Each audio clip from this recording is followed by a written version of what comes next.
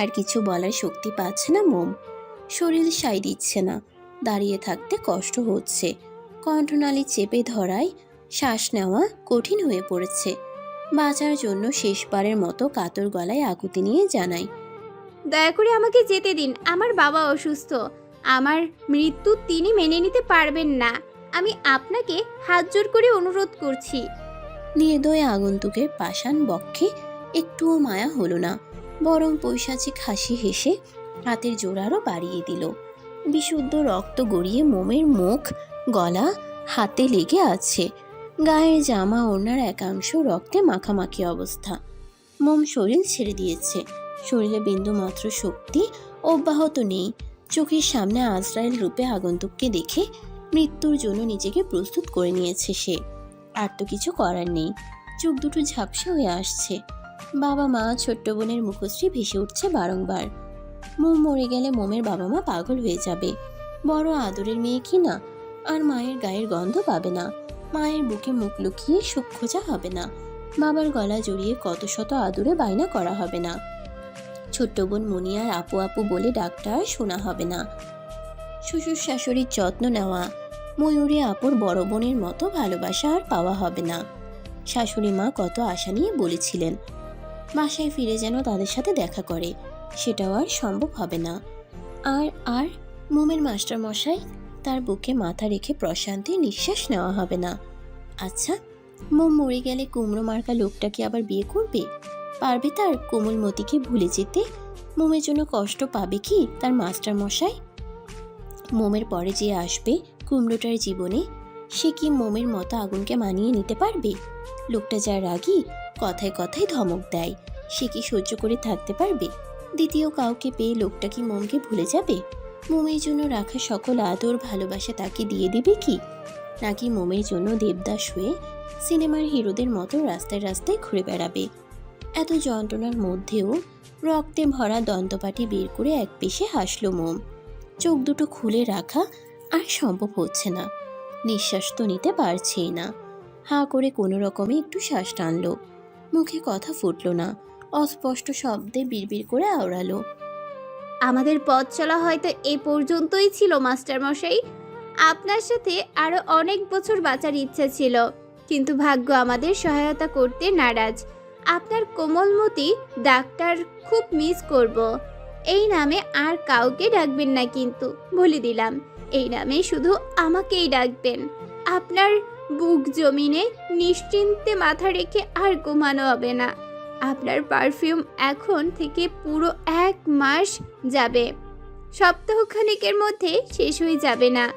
আর কেউ বক বক করে আপনার কান ঝালাবালা করে দিবে না। আমার আর পরীক্ষা দেওয়া হবে না। আপনি কত কষ্ট করে পরীক্ষার জন্য প্রস্তুতি নেওয়াচ্ছিলেন, পরীক্ষা না দিয়েই বিদায় নিতে হচ্ছে। যখন আমাদের পরীক্ষা শুরু হবে, আমার বয়সী মেয়েদের দেখে একদম মন খারাপ করবেন না, সব সময় হাসবেন। আপনার হাসিটা আমার ভীষণ পছন্দ। আমি দূর থেকে আপনাকে দেখব। ভালোবাসি মাস্টার মশাই, অনেক অনেক ভালোবাসি আপনাকে আমি। বাতাসের তাণ্ডবে বস্তু মোমের উপর আগুনের জ্বলন্ত শিখা যেমন ধপ করে নিভে যায়, ঠিক তেমনি মনুষ্য মোমের অস্পষ্টভাবে চঞ্চল কিশোরীর বলা কথাটাও ধপ করে নিভে গেল। ভাগ্যের চাকা এত নিষ্ঠুরতম কেন? আগুনের কোমল মতির নিষ্প্রাণ প্রাণটা এই সোনারগাঁওয়ের মাটিতে ত্যাগ করতে হলো এই দুই ভালোবাসার দম্পতিকে। আরও কিছু সময় একসঙ্গে রাখলে কি খুব ক্ষতি হয়ে যেত? তখনই কোথা থেকে চিরন্তন সত্যবাক্য ভেসে আসে, এটাই তো প্রকৃতির নিয়ম। জন্ম থাকলে মৃত্যু অনিবার্য। মৃত্যু মনে করিয়ে দেয় জীবনের অস্থিরতা এবং সময়ে নিরবচ্ছিন্ন প্রবাহের কথা। অথচ সুখের সাগরে ভেসে থাকা মানুষ মৃত্যুর মতো সত্য এবং ছোট্ট শব্দ বলে বেমালুম ভুলে যায় পৃথিবী ছাড়াইয়ের পরে যে নিঃশব্দ অন্ধকার একটি দুনিয়া আছে। সেই সমগ্র প্রক্রিয়া আমাদের মানব অস্তিত্বের একটি গভীর প্রতিচ্ছবি, সেটাও স্মরণে রাখে না। সন্ধ্যায় শোরগোল কাটিয়ে ধরণীর বুকে রাত্রি নেমেছে। গোলনের কিঞ্চিত রক্তাভা আলো সরে গিয়ে চারপাশে অন্ধকার ছেয়ে গিয়েছে। ছোট বড় পক্ষীকুল ডানা ঝাপটিয়ে নিজ আবাসস্থলে ফিরে যাচ্ছে। কোলাহলপূর্ণ পরিবেশ নিমিষেই নিস্তব্ধতায় ভরে গিয়েছে। এই শুনশান নীরবতা পরিবেশে মোমের গোঙানির আওয়াজ ভেসে আসছে, মাটিতে কারো পায়ের দাপাদাপির শব্দ, সেই সাথে মাটিতে পড়ে থাকা শুকনো পাতার খচখচে আওয়াজ। শব্দ অনুসরণ করে রাফি এদিকটাই ছুটে এলো। সন্ধ্যার সময় শেষে রাত্রি নামছে, অথচ আগুন মোমের দেখা নেই। ভিন্ন শহরে চোর ডাকাতের অভাব নেই, তাই প্রিন্সিপাল স্যার রাফিকে সাথে করে আরও একজন সিনিয়র প্রফেসরকে ওদের খোঁজার জন্য পাঠিয়েছিলেন। রাফি সিনিয়র প্রফেসরকে বলল দুজন দুদিকে গেলে তাদের খুঁজে পাওয়া সহজ হবে। সেজন্য দুজন দুদিকের রাস্তা ধরে আগুন মোমকে খুঁজে চলেছে। রাফিরা যেখানে ছিল তার থেকে 30 মিনিটের দূরত্বে শুনশান নিরিবিলি প্রাকৃতিক লতাপাতায় ঘেরা একটা জায়গা আছে। খুঁজতে খুঁজতে রাফি এদিকেই এসেছে, আর তক্ষুনি অদ্ভুত আওয়াজ শুনতে পায়। রাফি সামনে যতটা এগুচ্ছে শব্দের প্রখরতা ততটাই বৃদ্ধি পাচ্ছে। জায়গাটাতে তেমন আলোর ঝলকানি দেখা নেই, তবে আবছা অন্ধকারাচ্ছন্ন জায়গাটাতে চারপাশের ক্ষুদ্র আলোক রশ্মি হানা দিয়েছে। রাফি দাঁড়িয়ে থাকা অবস্থায় হাতাহাতির দুটি ছায়ামূর্তি দেখতে পেল। পা চালিয়ে দ্রুত ছুটল সেদিকে, যদিও সবকিছু আবছা আবছা দেখাচ্ছে, তবুও মৃদু আলোতে মোমের মুখ আর ড্রেস চিনতে একটুও ভুল হলো না। এদিকে এসেই রাফির চোখ ছানাবড়া হয়ে গেল। কেউ একজন মোমের গলা চেপে আছে, আর মোম গলা হতে হাত ছাড়ানোর জন্য রীতিমতো তড়পাচ্ছে। থেমে থেমে সমান তালে গুঁগিয়ে যাচ্ছে। কণ্ঠনালীর মোলায়েম হাড়গুলো যেন মরমর করে ভেঙে গিয়েছে। রাফি সময় ব্যয় না করে কাছে গিয়ে আগন্তুককে পুরুষালী শক্তি খাটিয়ে মোম থেকে ছাড়িয়ে নিল। মোমের শরীর টলছে, গলা ধরে খুক খুক শব্দ তুলে কাশছে আর জোরে জোরে শ্বাস টানছে।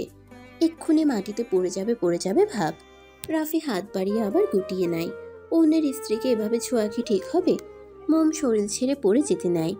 সকল দ্বিধাবোধ দূরে ঠেলে মোমের কাঁধ জড়িয়ে এক হাতে আগলে নিল। মোম বহু কষ্টে নিভু নিভু চোখ তুলে আগলে ধরা মানুষটির দিকে চায়। পরিচিত মুখাবয়ব দেখে অধরে কিঞ্চিত হাসির ঝলক মেলে। ভরসা স্বরূপ বুকে সাহসের সঞ্চার হয়। চাউনিতে এক টুকরো আশা জেগে ওঠে। মোমের দিকে এক পলক চেয়ে রাফি মেকি হেসে আমতা আমতা করে সাফাই দিল। আপনাকে দেখে অসুস্থ মনে হচ্ছে, বাধ্য হয়ে শুয়েছি, নয়তো এক্ষুনি পড়ে যেতেন।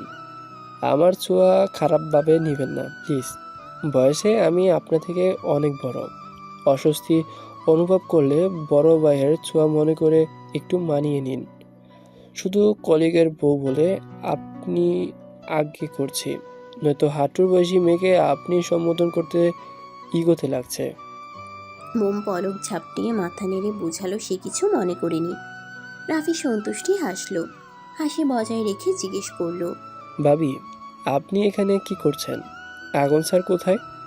মোম উত্তর দেওয়ার আগে আগন্তুক পুনরায় দ্বিগুণ তেজ নিয়ে মোমের নিকট তেড়ে এলো। দূর হতে শুকনো আলোক রশ্মি আগন্তুকের মুখে এসে পড়ল। রাফি আগন্তুকের মুখ স্পষ্ট দেখতে পেল। অমনি হতভম্ব হয়ে গেল। বিস্ময়ে নয়নজোড়া বড় বড় করে চেয়ে রইল। অবিশ্বাস ঢেলে বলে উঠল, ডাক্তার ম্যাডাম আপনি? আগন্তুক উত্তর দিল না। তাকে দেখতে পাগল পাগল লাগছে। চুলগুলো খোলা, মুখশ্রী ঘামে ভিজে বেহাল দশা। কিছু চুল মুখের সামনে এসে ঘামের সাথে লেপ্টে রয়েছে। চোখের মণি যুগল বাজেভাবে এদিক ওদিক ঘোরাচ্ছে। বড়সড় মোটা একটা লাঠি দেখতে পেয়ে সেটা হাতে তুলে নিল। মোমকে আঘাত করতে চাইল, কিন্তু পারল না। তার আগেই রাফি লাঠি ধরে একটানে আগন্তুকের থেকে ছিনিয়ে নিয়েছে। রাগ দেখিয়ে থমকে বলল, সমস্যা কি ম্যাডাম? বাবিকে মারতে চাচ্ছেন কেন? আর আপনি এখানে কি করছেন? আগন্তুক এবারেও নিশ্চুপ। উন্মাদের মতো শুধু ঠোঁট নেড়ে কাপা গলায় আওড়ালো, এই মেয়েটাকে ছেড়ে দিন, আমার ওকে দরকার। ওকে মেরে আমাকে এখান থেকে যত দ্রুত সম্ভব বিদায় হতে হবে। রাফি অবাক হয়ে জানতে চাইল, আপনি ওনাকে মারতে চান কেন? কি ক্ষতি করেছে উনি আপনার? আগন্তুক ফুঁসে উঠে চিবিয়ে চিবিয়ে বলল, আমার হাতে এত কথা বলার সময় নেই, আপনি সামনে থেকে সরুন, মেয়েটাকে ছেড়ে দিন। রাফি মোমের কাঁধ আরেকটু শক্ত করে জড়িয়ে ধরে দাম্ভিক সহিত বলল, সরব না। আপনার যা করার ইচ্ছা করতে পারেন। এত দরদ কেন এই মেয়েটার জন্য? ও তো আপনার আপন কেউ হয় না। তাহলে আমি বুঝি না, এই অপয়া মেয়েটার জন্য সকলের এত দরদ কিসের? কে বলছে উনি আমার কেউই হন না? উনি আমার ছোট বোন। আর বড় ভাই হিসেবে আমার কর্তব্য বোনকে রক্ষা করা। রক্তের সম্পর্ক হলে যে শুধু ভাই হওয়া যায় এমনটা কোথায় লেখা আছে? আগন্তুক তিরিক্ষি মেজাজ নিয়ে বলে। ওর থেকে দূরে সরে দাঁড়ান। অসম্ভব। আমি থাকতে আপনাকে খামোখা আর একটা আগত ভাবিকে করতে দেব না। আগন্তুক আরও কিছু বলতে যাচ্ছিল, তখনই লম্বা চৌড়া বলিষ্ঠ পেটানো শরীরী কাউকে ধূপধাপ পা ফেলে এদিকে আসতে দেখে সেদিকে তীক্ষ্ণ দৃষ্টিতে তাকালো। মানুষটাকে দেখতে অনেকটা আগুনের মতো লাগছে। আগুন বুঝতে পারলো এটা আগুনই। আগন্তুক বুঝতে পারলো এটা আগুনই। শব্দ শুনে রাফিও সেদিকে তাকায়। আগন্তুক ঢালু দিয়ে নিচে নেমে সরু রাস্তার পথ ধরল। চোখের পলকে সকলের দৃষ্টির বাইরে চলে গেল। বলিষ্ঠ ছায়া মূর্তি মোম রাফির সম্মুখে এসে দাঁড়ালো। আগুনের প্রতিচ্ছবি দেখে রাফি গমগমে গলায় জিজ্ঞেস করলো, স্যার, আপনারা কোথায় গিয়েছিলেন? রাত্রি নামছে, সেদিকে কোনো খেয়াল আছে? চিন্তা হয় না বলুন? আগুন থেকে আশান্বিত উত্তর না পেয়ে রাফি হতাশ হলো। ভারী কি নিঃশ্বাস ছেড়ে বলল, চলুন হোটেলে ফিরে যাওয়া যাক। রাফির কথা আগুন কতটুকু শ্রবণ করেছে বোঝা যাচ্ছে না। সে নির্লিপ্ত ভঙ্গিতে তাকিয়ে আছে আবছা ঘোলাটে আলোতে মোমের মুখের দিকে। মোমের মুখশ্রী স্পষ্টভাবে দেখা যাচ্ছে না। 1 ঘন্টা ধরে পাগলের মতো খুঁজে চলেছে এই মেয়েটাকে, আর সেই মেয়ে এখানে রাফির সঙ্গে দাঁড়িয়ে আছে। কত বড় স্পর্ধা! মোমের কাঁধে রাফির হাত দেখে মেজাজ আরও বিগড়ে গেল। রাফির বুকে ধাক্কা দিয়ে মোম থেকে দূরে সরিয়ে দিল। কাঁধ হতে হাত সরে যাওয়ার দরুন মোমের শরীর আবার টলছে। শরীরের শক্তি যেন ক্ষয় হয়ে গিয়েছে, যার জন্য নিজ পায়ে ভর ছেড়ে দাঁড়িয়ে থাকা মুশকিল হয়ে যাচ্ছে। আগুনকে দেখে মোমের অর্ধমৃত প্রায় শরীরটা যেন প্রাণ ফিরে পেল।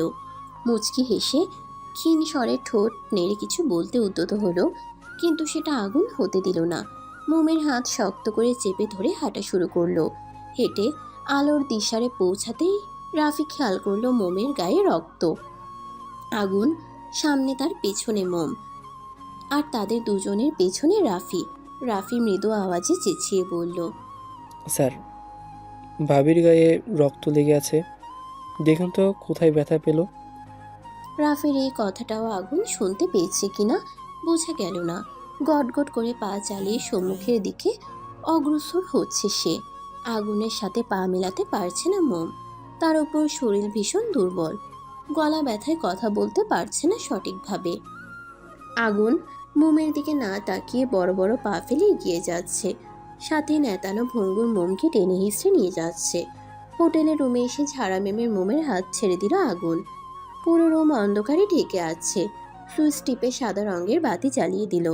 ঘাড় ঘুরিয়ে রাগান্বিত চোখে মোমের দিকে কঠিন দৃষ্টি ফেলল। লাইট জ্বালিয়ে মোমের দিকে ঘুরে দৃষ্টি তাক করতেই সহসা মুখ বিবর বদলে গেল। জ্বলন্ত রাগটুকুন নিমিষেই মিয়ে গেল, গায়েব হয়ে গেল আগুনের কিছুক্ষণ আগের অভিব্যক্তি। থমকে গেল তার হৃৎপিণ্ডের শিরা উপশিরা। স্নায়ুর কোষগুলো যেন অচল হয়ে গিয়েছে। মস্তিষ্ক ফাঁকা ফাঁকা লাগছে। বুকের ভেতর চিনচিন ব্যথা অনুভূত হচ্ছে। স্তব্ধ হয়ে গেল জলজল করা চাউনি। অবাক লোচনে চেয়ে রইল কিয়ৎকাল। প্রাণহীন শান্ত স্থির মূর্তির মতো দাঁড়িয়ে থাকলো। ললাটের গোঠানো প্রখার ভাঁজ শিথিল হলো। অনিমেষ চেয়ে রইল বিধ্বস্ত হয়ে হেলে দুলে দাঁড়িয়ে থাকা মোমের দিকে। মোমের কপাল, ঠোঁট, থুতনিতে গড়িয়ে পড়া রক্ত শুকিয়ে জমাট বেঁধে গিয়েছে। হাতের তালু, গলা, বুক থেকে কোমর পর্যন্ত জামা তরতাজা রক্তে মাখামাখি অবস্থা। একটা পায়ের পাতার চামড়া ছিলে গিয়েছে, সেখানেও রক্ত জমাট বেঁধে আছে। ফর্সা নরম গালে কারো হাতের আঙ্গুলের ছাপ স্পষ্ট। গলার চামড়ায় আঙ্গুলের ছাপ, সেই সাথে কিঞ্চিত কালচে হয়ে রয়েছে। ঠোঁটজোড়া শুকিয়ে গিয়েছে, যেন কত সময় ধরে সে আর্দ্রতা শূন্যে ভুগছে। অনেকক্ষণ যাবৎ শ্বাস প্রশ্বাসের গতি রোধ হয়েছিল। ফলাফল স্বরূপ ডাগর ডাগর আখি যুগল ধারণ করেছে টকটকে রক্তিমাভা। মাথার লম্বা চুলগুলো এলোমেলো হয়ে আছে। চুলের আগা পেঁচিয়ে জটলা বেঁধে গিয়েছে। চোখে মুখে রয়েছে একরাশ আতঙ্ক। মনকে দেখে আগুনের মনে হচ্ছে বহুদিন যাবৎ অনাদর অবহেলায় অত্যাচারিত হওয়া রুগ্ন কোনো মানুষ, যার দেহের একাংশ সুস্থ সবল নেই। শুধু প্রাণ সঞ্চার আত্মাটা দেহের মধ্যে আটকে রয়েছে বলে শরীরের মাংস তরতাজা, নয়তো এই শরীরে মানুষটাকে মৃত ঘোষণা করা হতো। আগুন বিধ্বস্ত মোমের নিকট 2 কদম এগিয়ে যায়। মোমকে স্পর্শ করল না, কিছুটা দূরত্ব বজায় রেখে শান্ত কণ্ঠে শুধালো। কে ছিল? মোম দেয়ালে এক হাত ঠেকিয়ে কোনো রকম দাঁড়িয়ে আছে, ঘন ঘন শ্বাস টানছে। কথা বলার চেষ্টা করছে, পারছে না। এখনো মনে হচ্ছে কেউ তার কণ্ঠনালী চেপে ধরে আছে। আগুনের ধৈর্য শক্তি কুলোচ্ছে না। অধৈর্য সহিত আগের থেকেও শীতল গলায় জিজ্ঞেস করল। তোমার এই অবস্থা কে করেছে? সে কে যে তোমাকে আঘাত করেছে? বলো আমায়। মোম ভাবল, কে ছিল সেটা বলে দিলে আগুন তার সামনে গেলে সেই খারাপ মানুষটা যদি আগুনের কোনো ক্ষতি করে, আগুনের কোনো ক্ষতি হোক, মোম সেটা মানতে পারবে না। তাই অনেক কষ্টে থেমে থেমে ক্ষুদ্র বুলি আওড়ালো। কেউ ছিল না, হাঁটতে গিয়ে কিছুর সাথে পা লেগে পড়ে গিয়েছিলাম, সেখানে গাছের শিকড়ের ওপর পড়ায় ব্যথা পেয়েছি। এতক্ষণের ক্ষয় হওয়া রাগটুকুন পুনরায় দপ করে জ্বলে উঠল। হাত বাড়িয়ে 3 আঙ্গুলে শক্ত করে মোমের চাল চেপে ধরল। ব্যথায় মোমের প্রাণটা বুঝিয়ে এবার বেরিয়েই আসলো। নেত্রদয়ে ঝর্ণার পানির মতো বাড়িধারা নামলো। এটা আগুনের মায়া হলো না, বরং ক্রোধ নিয়ে ঝাঁঝালো গলায় বলল। মিথ্যা বলার অভ্যেস নেই, তাহলে বলার চেষ্টা কেন করছো? পড়ে গিয়ে না হয় আঘাত পেয়েছো, মেনে নিলাম, কিন্তু গালে গলায় আঙ্গুলের ছাপ আসলো কোথা থেকে? বিভ্রান্ত করার চেষ্টা করছো। আমাকে হয়রানি করে মজা পাও? আমাকে হয়রানি করে কি মজা পাও তুমি? গত 1 ঘন্টা ধরে তোমার দেখা না পেয়ে আমার কেমন লেগেছিল জানো? আমার কি অবস্থা হয়েছিল? পাগলের মতো এদিক সেদিক খুঁজে বেরিয়েছি। অপরিচিত জায়গা, মানুষজন ভালো নাকি খারাপ তার কোনো ঠিক ঠিকানা নেই। যদি কেউ নিয়ে যেত, হারিয়ে গেলে কিভাবে ফিরে পেতাম? বুঝতে পারো আমার যন্ত্রণা? অনুভব করতে পারো আমার কষ্ট? জানবে কিভাবে? তুমি তো আমাকে কখনো বোঝার চেষ্টাই করোনি। সব সময় পাকনামি না করলে হয় না? কে বলেছিল আমাকে রেখে চোখের আড়াল হওয়ার? আজ যদি তোমাকে খুঁজে না পেতাম, ভালো মন্দ কিছু একটা হয়ে যেত, তখন বাড়িতে ফিরে তোমার বাবা মাকে কি জবাব দিতাম আমি? আর আমার কি হতো? কিভাবে থাকতাম তোমাকে ছাড়া? শেষের বাক্য দুটি কেমন কাতর গলায় বলল আগুন। মোম ঠোঁট কামড়ে কান্না করছে, কোনো প্রতিউত্তর করল না। মোমের নিশ্চুপতায় আগুনের রাগ আরও বেড়ে গেল। হাতের চাপ আগুনের তুলনায় দৃঢ় করল। হাতের চাপ আগের তুলনায় দৃঢ় করল। নরম চামড়া ভেদ করে আঙ্গুলগুলো যেন মুখের ভেতর ঢুকে যাওয়ার উপক্রম। মোম ব্যথায় কুকড়ে ওঠে। মনে হচ্ছে এবার সে মরেই যাবে। যতটুকু শ্বাস চলছে এবার সেটাও বন্ধ হয়ে যাবে। এই আগুনের কি মায়া দয়া নেই? এতটা নিষ্ঠুর কিভাবে হতে পারছে লোকটা? সে কি বুঝতে পারছে না মোমের কষ্ট হচ্ছে? আগুন চোয়াল শক্ত করে দাঁতে দাঁত চেপে ধমকে বলল। লাস্টবার জিজ্ঞেস করছি, কে ছিল সে? না বললে এর থেকেও শতগুণ যন্ত্রণা আমি তোমায় দেব। আমার রাগ তুমি এখনো দেখোনি মোম। আর না আমি তোমাকে আমার রাগের সাথে পরিচয় করাতে চাচ্ছি। এটাই ভালো হবে, তার পরিচয় আমাকে বলো। মোম ব্যথায় টিকতে না পেরে যন্ত্রণা থেকে মুক্তি পাওয়ার জন্য বলতে বাধ্য হলো। মৃদু স্বরে ব্যথাতুর আওয়াজে বলে। বলছি। আগুন চোয়াল হতে হাত সরিয়ে নিল। গমগমে গলায় বলে। বলো। মোম জিভধারা ঠোঁট ভিজিয়ে ভাঙা গলায় জানালো। নাইমা নামের ওই মেয়েটা, ওই যে আমি আসার পর আমাদের বাসায় একদিন এসেছিল, তারপর আপনাকে নিয়ে হসপিটাল থেকে ফিরে আসার সময় রাস্তায় দেখা হয়েছিল, সেই মেয়েটা। মোম নাইমা তাকে কিভাবে নিয়ে গিয়েছে, কি কি বলেছে, কিভাবে আঘাত করেছে। রাফি সঠিক সময়ে না আসলে আজকে মোম মরেই যেত। সকল কথা একে একে ক্ষীণ স্বরে আগুনকে বলল। আগুন ভাবুক চিত্তে আনমনে প্রশ্ন করল। নাইমা এখানে কি করছে? মোম প্রশ্নটা শুনল। পাতলা রক্তাক্ত অধর জোড়া নেড়ে নেড়ে জবাব দিল। আমি কিভাবে জানবো? আগুনের টনক নড়ল। মোমকে পাল্টা কিছু বলল না, আর না মোমের দিকে ফিরে তাকালো। অল্প ধাক্কা দিয়ে মোমকে সামনে থেকে সরিয়ে দিল। মোম ফ্লোরে পড়তে পড়তে নিজেকে সামলে নিল। অপেক্ষা করলো না। আগুন চোয়াল দেয় শক্ত করে পকেট থেকে ফোন বের করে কাউকে কল করলো। মোমকে রেখে থারাম করে দরজা বন্ধ করে কোথাও চলে গেল। যাওয়ার আগে বাইরে থেকে দরজা লক করে রেখে গিয়েছে। আগুন, তুই আমাকে ডেকেছিস? আমি তো ভাবতেই পারছি না। নাইমা উৎফুল্লতা সমেত বলে উঠল। আগুন অবিশ্বাস সহিত গম্ভীর কণ্ঠে বলল। আমিও ভাবতে পারিনি তুই এমন কিছু করবি। কি করার কথা বলছিস? আগুন নাইমার বাহু শক্ত করে আঁকড়ে ধরে হাঁটতে লাগলো। নাইমা হাত মোচড়ামুচড়ি করছে। আগুন হাতের চাপারও বাড়িয়ে দিল। নাইমা মৃদু আর্তনাদ করে বলে ওঠে। আগুন, আস্তে ধর, ব্যথা পাচ্ছি। আগুন ভাবলেশহীনভাবে জবাব দিল, কেন? আমার স্পর্শ ভালো লাগছে না? তুই চাস না আমার স্পর্শ? চাই, তোর একটুখানি ছোঁয়া পাওয়ার জন্য আমি সব সময় ব্যাকুল হয়ে থাকি। তাহলে সহ্য করে রে। আমার স্পর্শ অনেক বিষাক্ত। যে সহ্য করে টিকে থাকতে পারে তার জন্য গোলাপ ফুলের পাপড়ির মতো কোমল। আর যে সহ্য করতে পারে না তার জন্য গোলাপ ফুলের কাঁটার চেয়েও খারাপ। কোথায় নিয়ে যাচ্ছিস আমাকে? আমার সঙ্গ চাস, অথচ আমার সঙ্গে যেতে এত দ্বিধা। দ্বিধা থাকবে কেন, জানতে চাচ্ছি। জানার দরকার নেই, গেলেই দেখতে পাবি। আগুন রুম থেকে বেরিয়ে নাইমাকে কল করে বলেছে যে সে নাইমার সাথে দেখা করতে চায়, নিজেদের মধ্যে সকল ভুল বোঝাবুঝির অবসান ঘটাতে চায়। প্রেমে পাগল নাইমা আগুনের কথা মেনে নিয়ে ছুটে আসে তার কাছে।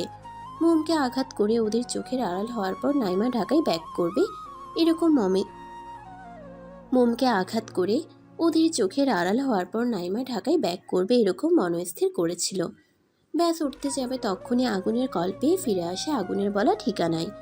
আগুন ভরাট কণ্ঠে শুধালো, তুই জানলি কিভাবে আমি সোনারগাঁওয়ে আছি? ফলো করিস আমাকে? ফলো তো করি, তবে তোরা সোনারগাঁও ঘুরতে আসবি সেটা তোকে ফলো করে জানতে পারিনি। আগুন ভ্রুকুচকে ফেলল, চওড়া গলায় প্রশ্ন করল, তাহলে কিভাবে জানতে পেরেছিস? মনে আছে কয়েকদিন আগে লাস্ট তোর সাথে দেখা হয়েছিল তোর কলেজে। যদিও অরিজিনালি তোর সাথে দেখা করার জন্য গিয়েছিলাম, কিন্তু তোর কলেজের সামনে পুরানো একজন ফ্রেন্ড সাক্ষাৎ করতে বলেছিল, তাই গিয়েছিলাম। ফিরে আসার পথে তোর কলেজের পরিচিত এক প্রফেসরের সাথে দেখা হয়েছিল। তার সাথে কথা বলার সময় এক পর্যায়ে তিনি জানালেন আর 3 দিন পর তোরা নাকি সোনারগাঁও ঘুরতে আসবি। তখনই আমি ডিসাইড করেছিলাম আমিও সোনারগাঁও যাব। তোরা যেদিন এসেছিস আমিও ওই দিনই সোনারগাঁও এসেছি। আগুন খুব মনোযোগ দিয়ে নাইমার কথা শ্রবণ করলো। হাঁটতে হাঁটতে সেই জায়গায় এসে থামলো যে জায়গায় মোমকে নাইমা নিয়ে এসেছিল। জায়গা এখনো আবছা অন্ধকারাচ্ছন্ন। পার্থক্য শুধু তখন সবকিছু স্পষ্ট দেখা যায়নি, তবে এখন দেখা যাচ্ছে, কারণ এখন চারপাশে আগের তুলনায় অন্ধকার ছেয়ে আছে বলে অল্প স্বল্প দূর হতে আসা আলোতে জায়গাটা উজ্জ্বল হয়ে উঠেছে। নাইমা চোখ ঘুরিয়ে জায়গাটা অবলোকন করে জিজ্ঞেস করলো, আমাকে এখানে কেন এনেছিস? নাইমার হাত ছেড়ে দিল আগুন, বুকে হাত গুজে শটান হয়ে দাঁড়ায়। যাত্রা তো এখান থেকে তুই শুরু করেছিস, ভাবলাম আমি না হয় শেষটা এখানেই করি। মানে কি বলতে চাস তুই? ফোনে না বললি তুই আমাকে মেনে নিবি? মেনে নিব কখন বললাম? বলেছি হিসাব বরাবর করতে চাই। কিসের হিসাব? বাদ দে, তোর সোনারগাঁওয়ে আসার কারণটা কি জানতে পারি? নাইমা উচ্ছ্বসিত কণ্ঠে বলল, অফকোর্স তোর কাছাকাছি থাকার জন্য। মৃদু হাওয়ার প্রকোপে গাছের লতাপাতা নড়ছে, সেই সাথে নাইমার উন্মুক্ত চুল। আগুন কয়েক কদম এগিয়ে নাইমার মুখশ্রীতে পড়ে থাকা চুল কানের পিঠে গুজে দেয়। নাইমার মন শিহরণে পুলকিত হলো, আবেশে নেত্রদয় বন্ধ করে ফেলে। আগুন বাঁকা হাসলো। আগুনের হাত কাঁধ পেয়ে হঠাৎ নাইমার পেছনের চুল শক্ত করে মুঠো করে ধরল। চুলে টান লাগায় মাথায় ব্যথা অনুভব হতেই সুখে ভাসা নাইমা ফট করে চোখ মেলে তাকায়। আগুন রক্তিম চোখে নাইমার দিকে চেয়ে আছে, ক্ষুধার্ত সিংহের মতো গর্জন করে হুঙ্কার ছেড়ে বলে, মোমকে মারতে যাচ্ছিলি কোন সাহসে? তোর যদি কোনো অভিযোগ বা রাগ থেকে থাকে তাহলে সেটা আমার উপর দেখাতি। আমার স্ত্রীকে আঘাত করার স্পর্ধা কোথা থেকে পেলি তুই? নাইমা তা ছিল হেসে জবাব দিল, ওহো, তার মানে তুই প্রতিশোধ নিতে আমাকে ডেকেছিস? প্রতিশোধ কেন নিব? বললাম না হিসেব বরাবর করব। বলে পুরুষালী শক্ত পোক্ত হাতে সজোরে থাপ্পড় মারল নাইমার নরম গালে। থাপ্পড়ে চোটে হুমড়ি খেয়ে নিচে পড়ে গেল। রাগান্বিত চোখে আগুনের দিকে দৃষ্টি তাক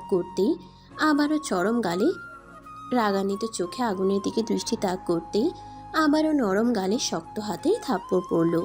থাপ্পড়ের জন্য নাইমার ঠোঁটের কোণা ফেটে চিকন ধারায় রক্ত বের হতে শুরু করলো। মাথা ভো ভো করে ঘুরতে লাগলো, চারপাশ ঝাপসা ঘোলাটে লাগছে। আগুন চোয়াল শক্ত করে তেড়ে এসে নাইমার কোনোই চেপে পেছন দিকে নিয়ে মুচড়িয়ে ধরে। ব্যথায় নাইমার চোখ দুটো জলে টইটম্বুর হয়ে গিয়েছে। নাকের পাটাতন ফুলিয়ে রক্তিম চোখে চেয়ে আগুন চিবিয়ে চিবিয়ে বলে উঠল, বল, মোমকে মারতে কেন চেয়েছিলি? সে তোর কি ক্ষতি করেছে? কেন পড়ে আছিস ওই নিষ্পাপ মেয়েটার জীবনের পেছনে? যন্ত্রণায় নাক মুখ বিকৃত করে ফেলল নাইমা। তেজি গলায় চিৎকার করে বলে ওঠে। কারণ ওই মেয়েটা আমার একমাত্র পথের কাঁটা ছিল, ওর জন্যই তো তুই আমাকে পাত্তা দিচ্ছিলি না, আমাকে বারবার রিজেক্ট করেছিস। ওই অপয়া মেয়েটার জন্য আজ তোর আর আমার মধ্যে এতটা দূরত্ব। মোমকে তুই দোষ দিচ্ছিস? Like seriously? Brainless dirty girl. আরে মোম আমার লাইফে আসার আগে থেকেই তো আমি তোকে ইগনোর করতাম। তোকে তো আরও একবার বলেছিলাম মোমের সাথে আমার বিয়ে না হলেও আমি কখনো তোকে বিয়ে করতাম না। তাহলে ওই মেয়েটা তোর পথের কাঁটা কিভাবে হলো? ওকে দোষারোপ করিস কিসের ভিত্তিতে? আর তুই এতটাই নিচুতে নেমে গিয়েছিস যে বাচ্চা মেয়েটাকে এভাবে আঘাত করতে তোর বুক কাঁপলো না? তুই নিজেও তো একজন মেয়ে। একবারও মনে হয়নি ও তোর ছোট বোনের মতো? কিভাবে পারলি আমার পিচ্চিটাকে এতটা আঘাত দিতে? আগুন আবারও নাইমার গালে থাপ্পড় বসিয়ে দিল। নাইমা লম্বা শ্বাস টানল, মানসিক রোগীদের মতো ক্রূর হেসে বলল, মেরেছি, বেশ করেছি। তোদের দুজনের এমন আলগা পিরিত আমার জাস্ট সহ্য হচ্ছিল না। এখানে শুধু তোর কাছাকাছি থাকার জন্য আসিনি, তোর বইয়ের ক্ষতি করার জন্যই এসেছি। তোর বইয়ের ক্ষতি করার চিন্তা আরও আগেই মাথায় এসেছিল, সুযোগ পাচ্ছিলাম না। এখানে এসে তককে তককে ছিলাম কখন তোর বউকে একা পাবো। দূরত্ব বজায় রেখে এতদিন তোদের উপর নজর রাখছিলাম। ফাইনালি একটা সুযোগ হাতে পেয়েছিলাম, বাট ওই ইডিয়েট রাফি এসে সব প্ল্যান ভেস্তে দিল। বলে এদিক ওদিক তাকিয়ে পাগলের মতো হো হো করে হাসতে লাগলো। তার মানে সন্ধ্যায় একদল লোক আমার চারপাশে ঘিরে ধরেছিল। তারা তোর ভাড়া করা ছিল, যাতে ভিড়ের মাঝে তুই এক ফাঁকে মোমকে নিয়ে যেতে পারিস। নাইমা চওড়া হাসি দিয়ে বলল। হ্যাঁ, আগুন রাগে হিতাহিত জ্ঞান ভুলে সর্বোচ্চ শক্তি প্রয়োগ করে নাইমার তলপেট বরাবর লাথি মেরে দিল। গগন কাঁপিয়ে চিৎকার করে উঠল নাইমা। ব্যথার দরুন মুখ দিয়ে তরল লালা বেরিয়ে গড়িয়ে পড়ল চিবুকে। আগুন ধাক্কা দিয়ে নাইমাকে নিচে ফেলে দেয়। ছোট ছোট পাথরের টুকরোতে মুখ থুবড়ে পড়ে। ফর্সা মুখশ্রীর নরম চামড়া নানান জায়গায় থেতলে গিয়েছে। সেখান থেকে পানির কণার মতো ফোটায় ফোটায় রক্ত বের হচ্ছে। আগুন গাছের একটা শুকনো ডাল কুড়িয়ে এনে সেটা দিয়ে আকস্মিকভাবে এলো পাথারি নাইমার শরীরের উপর একের পর এক আঘাত করতে থাকে। নাইমা ধুলো বালিময় মাটিতে গড়াগড়ি করে চিৎকার করছে। আগুন সর্বশেষ মাথায় আঘাত করল। ডালটা শুকনো ছিল বলে মাথার শক্ত খুলির উপর পড়ায় ভেঙে গেল। আগুন দু কদম পিছিয়ে গিয়ে মাটিতে হাঁটু ভেঙে বসে পড়ল। নাইমার দিকে অগ্নিদৃষ্টি নিক্ষেপ করে চেঁচিয়ে বলল, তোর শরীরের এত জ্বালা হলে আমাকে বলতি, আমি তোকে নিষিদ্ধ পল্লীতে রেখে আসতাম। এত বছরের নিয়ম ভঙ্গ করে আজ প্রথম তোর মতো নারী নামের কলঙ্ক একজন মেয়ের গায়ে হাত তুলেছি। সেটা তুই আমাকে বাধ্য করেছিস। বলেছিলাম না এমন কিছু করিস না, যাতে তোর গায়ে হাত তুলতে আমাকে দ্বিতীয়বার ভাবতে না হয়? বলেছিলাম কি না? তবুও তুই এই জঘন্যতম কাজটা কিভাবে করতে পারলি? নাইমা হাঁপাচ্ছে। আগুন পুনরায় একই ভঙ্গিতে বলল, যতটা আঘাত কষ্ট তুই আমার কোমলমতিকে দিয়েছিস, তার থেকেও 1000 গুণ যন্ত্রণা তোকে ফিরিয়ে দেব আমি। আমাকে এখনো তুই চিনতে পারিসনি। তুই শুধু বন্ধুত্বই দেখেছিস, রাগ দেখিসনি। ছোটবেলা থেকে আমার সকল জিনিস নিয়ে বড্ড সিরিয়াস ছিলাম। সেখানে কোমলমতি তো আমার কলিজা, আমার কলিজায় আঘাত করেছিস। তোকে এত সহজে ছেড়ে দিই কিভাবে বল? তুই মোমকে মারতে চেয়েছিলি, তাই না? আমি বলছি, আজ এই সোনার গাঁয়ের মাটিতে তোর সমাধি দিয়ে তবে আমি ক্ষান্ত হব। মেরে এমন জায়গায় তোর লাশ লুকাবো যেন কাক পক্ষিয়ে তোর লাশ ঠুকরে খাওয়ার জন্য খুঁজে না পায়। পুলিশের ভয় আমি পাই না। তোকে খুনের দায় আমাকে জেলে হতে হলে যাব। এ পর্যন্ত বাবার টাকায় কখনো ফুটানি মারিনি, তবে এখন যদি বাবার টাকায় নিজেকে বাঁচানোর জন্য তোর মৃত্যু ধামাচাপা দিতে হয়, দরকার হলে তাই দিব। আর তুই ভালো করেই জানিস আমার বাবার সেই ক্ষমতা আছে। আগুনের দীপ্তিশীল ধমকিতে নাইমার আত্মা কেঁপে ওঠে। আগুন উঠে দাঁড়ায়। রাগে শরীর থরথর করে কাঁপছে। চোখ দুটো অস্বাভাবিক লাল হয়ে রয়েছে। মুখটা হিংস্র জন্তুর ন্যায় দেখাচ্ছে। এই বুঝি শিকার পেলে আক্রমণ করবে। এর আগে কখনো আগুনের এমন রূপ দেখেনি নাইমা। কাপা গলায় অনুরোধের স্বরে বলল, আমাকে যেতে দে আগুন, আমি এমন কাজ আর কখনো করব না, আমাকে মারিস না। সেই সুযোগ তোকে দিলে তো মনে পড়ছে নাই মা? আমার বাচ্চা বউটা তোকে আকুতি ভরা মন নিয়ে আর্জি জানিয়েছিল তাকে ছেড়ে দেওয়ার জন্য। তুই দিয়েছিলি? দিসনি? তাহলে আমি তোকে মুক্তি দিব? সেটা আশা করিস কিভাবে? বলেই আগুন শব্দ করে হেসে ফেলল, যাকে বলে দমফাটা হাসি। আগুন সচরাচর শব্দ করে হাসে না, হাসলেও সবসময় মুচকে হাসি দেয়। নাইমা শুষ্ক ঢোক গিলল। রাতের বেলায় এই নিস্তব্ধতা বিরাজমান জায়গায় আগুনের হাসিটা কেমন ভুতুরে শোনাচ্ছে। সুদূরে নেড়ি কুকুরের দল হাঁক ছেড়ে ডাকছে। গা ছমছম করে উঠল নাইমার। আগুন আস্তে আস্তে হেঁটে নাইমার নিকট এগিয়ে আসে। নাইমা এক হাতে পেট চেপে অন্য হাতে মাটিতে ভর দিয়ে উঠে দাঁড়ায়। ক্রন্দনরত হতবিহবল রক্তাক্ত মুখে অসহায় চোখে আগুনের দিকে চেয়ে ছোট কদমে পেছাতে লাগলো।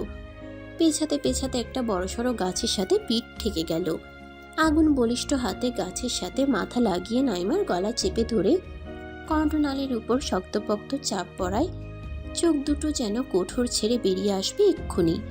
ইতোমধ্যে নাইমার জিহবা কিঞ্চিত বেরিয়ে এসেছে, সমান তালে মুখ দিয়ে লালা গড়িয়ে পড়ছে। পা নাড়াতে পারছে না, কারণ আগুন জুতো দিয়ে 2 পা পিষে ধরেছে। শুধু হাত দুটো আঁচড়াচ্ছে। নাইমা প্রাণ পাখি চাই চাই। সেই মুহূর্তে রাফি এসে আগুনকে পেছন থেকে জড়িয়ে ধরে নাইমার থেকে ছাড়ানোর চেষ্টা করছে। আগুনের শরীর যেন আজ অশরীরী আত্মা ভর করেছে, যার দরুন রাফি নিজেও বলিষ্ঠ স্বাস্থ্যের অধিকারী হওয়া সত্ত্বেও আগুনের সাথে পেরে উঠছে না। হোটেলে ফিরে কিছুক্ষণ পর পুনরায় আগুনকে হন্তদন্ত হয়ে হোটেল থেকে বেরিয়ে যেতে দেখে রাফি আগুনের পিছু নেয়। আগুন নাইমার কথোপকথন রাফির কানে পৌঁছেছে। রাফির মা ফোন করায় সে ওদের থেকে একটু দূরে দাঁড়িয়ে মায়ের সঙ্গে কথা বলছিল। কথা শেষ করে ফিরে এসে দেখে যা অঘটন ঘটার ঘটে গিয়েছে। অনেক চেষ্টার পর নাইমার থেকে আগুনকে সরিয়ে নিতে সক্ষম হলো রাফি। আগুন রাগের সাপের মতো ফুসফুস শব্দ তুলছে, অশ্রাব্য ভাষায় নাইমাকে গালাগালি করছে। রাফি আগুনকে শান্ত করতে বলল, স্যার, ভাবি তো অসুস্থ, সে রুমে একা আছে, তার আপনাকে প্রয়োজন। কি করতে যাচ্ছিলেন? আর একটু হলে উনি মারা যেত। আগুন তিরিক্ষি মেজাজ নিয়ে জানায়। তোর মরে যাওয়াই উচিত। শান্তশিষ্ট মানুষ হুট করে রেগে গেলে ভয়ঙ্কর রূপ ধারণ করে। আগুনকে এতটা রেগে যেতে রাফি কখনো দেখেনি, আর না নাইমা। রাফি আরো কিছু কথা বলে বুঝিয়ে শুনিয়ে ঠেলে ঠুলে আগুনকে হোটেলে পাঠিয়ে দেয়। আগুন যাওয়ার আগে নীরব থমকিতে তর্জনী উঠিয়ে নাইমাকে শাসাতে ভুলল না।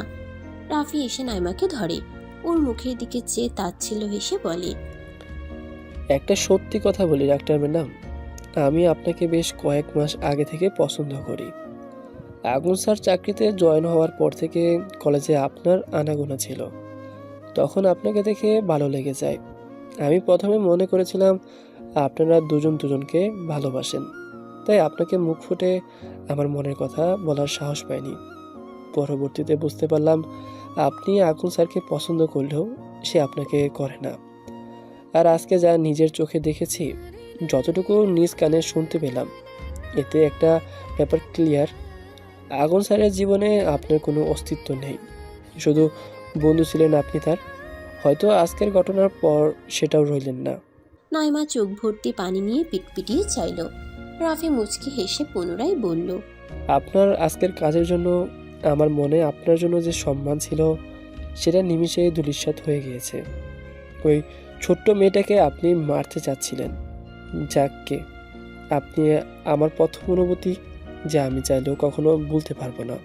তবে আমি মনে প্রাণে চাইবো আপনার মতো টস্কিক টাইপের মেয়ে যেন কারো জীবন সঙ্গী না হয়। কারো ভাগ্যে যাতে আপনার মতো মেয়ে না জোটে। কাউকে ভালোবাসা অন্যায় না, ভালোবেসে পাগলামো করাটাও ভুল না, কিন্তু একতরফা ভালোবেসে রাগের বশে কারো ক্ষতি করা চরম অন্যায়। ভুল মানুষকে ভালোবেসে পাগলামো করা বোকামি ছাড়া আর কিছুই না। যা হয়েছে ভুলে যান। কাল নতুন সূর্য ওঠার সাথে সাথে নিজের জীবনটাও নতুনভাবে গুছিয়ে নিন। জীবন কারোর জন্য থেমে থাকে না। আশা করি আপনি পারবেন নিজেকে সামনে নিতে। হোটেলের দরজা খুলে ভেতরে প্রবেশ করলো আগুন। দরজা লক করে হাতে থাকা প্যাকেট বিছানার পাশে ছোট্ট টেবিলে রেখে পুরো রুমে নজর বুলালো। থেমে থেমে নাক টানার শব্দে সেদিকে ঘুরে চাইল। মোম ফ্লোরে পা ছড়িয়ে খাটের কোণার সাথে হেলান দিয়ে বসে আছে। দরজা খোলার শব্দে ঘাড় ঘুরিয়ে এদিকে তাকায় মোম। আগুনকে এক পলক দেখে মুখ ফিরিয়ে নিল। একদম কথা বলবে না লোকটার সাথে, খারাপ লোক, মোমকে ব্যথা দিয়েছে। আগুন নিঃশব্দে এগিয়ে এসে টুপ করে কোলে তুলে নিল। মোম হকচকিয়ে যায়। পড়ে যাওয়ার ভয়ে নড়বড়ে পেলব দু হাতে গলা জড়িয়ে ধরে। আগুনের দিকে চেয়ে অভিমানে পুনরায় মুখ ঘুরিয়ে নিল। আগুন আস্তে ধীরে মোমকে বিছানায় বসিয়ে দিল। প্যাকেটটা হাতে নিয়ে ভেতর থেকে প্রাথমিক চিকিৎসার টুকটাক জিনিসপত্র বের করলো। আসার সময় ফার্মেসির দোকান থেকে নিয়ে এসেছিল। গম্ভীর মুখে চুপ করে তুলার সাহায্যে শুকিয়ে যাওয়া রক্ত পানি দিয়ে মুছে নিল। ক্ষত স্থানে অ্যান্টিসেপটিক লাগিয়ে কপালে ব্যান্ডেজ করে দিল। থুতনি পায়ের পাতাতে ব্যথানাশক মলম লাগিয়ে দেয়। এটা কি হচ্ছে? লোকটা চুপ করে আছে কেন? কড়া কথা কেন শোনাচ্ছে না? ধমক কেন দিচ্ছে না? এতক্ষণে তো ধমকে ধমকে মোমের শরীরে কাঁপন ধরিয়ে দেওয়ার কথা। মোম ভেবেছিল কুমড়োটার সাথে কথা বলবে না। এখন এই কুমড়ো মার্কা লোকই ওকে পাতা দিচ্ছে না। এটা তো ঘোর অন্যায়। মোমের ঠোঁটে রক্ত মুছছে সে। কাটা জায়গায় পানি লাগাই জনন অনুভব হলো। মোম মুখ কুচকে জানায়, জ্বলছে। আগুন ঝুঁকে আসে। ঠোঁট দুটো গোল করে ফু দিচ্ছে। মোম চোখ বন্ধ করে ফেললো। গলাতে আলতো করে অ্যান্টিসেপটিক লাগিয়ে দিল। ফর্সা চামড়া কেমন কালশিটে দাগ বসে গিয়েছে। চিকিৎসার কার্যক্রম সম্পূর্ণ করে মোমের পেছনে এসে দাঁড়ায়। লম্বা চুল এলোমেলো হয়ে আছে। চিরুনি দিয়ে আঁচড়ালো না। হাতের আঙ্গুল চালিয়ে আলতো করে গুছিয়ে দিয়ে খোপা বেঁধে দিল। চিরুনি দিয়ে আঁচড়ালে চুলে টান পড়বে, তখন মাথায় ব্যথা পেতে পারে। খোপার বয়স 1 মিনিটও হতে পারল না, তার আগেই খুলে গেল। মোমের হাসি পেল। অধর ছড়িয়ে হাসতে না পারলেও অধর চেপে মিটিমিটি হাসলো। আগুন প্রকুচকে তাকায়। মোম তুরন্ত মুখভঙ্গি স্বাভাবিক করে ফেলে। আগুন ব্যাগ হাতড়িয়ে ছোট্ট একটা হেয়ারব্যান্ড পেল। সেটা দিয়ে কোনো রকম ছুটি বেঁধে দিল। রুটি ছিঁড়ে মোমের মুখের সামনে ধরল। মোম মৃদুস্বরে বলে, গলা ব্যথা করছে, ঢোক গিলতে কষ্ট হচ্ছে, এগুলো খেতে পারবো না। আগুন উঠে দাঁড়ায়। ফটাফট বাইরে চলে যায়।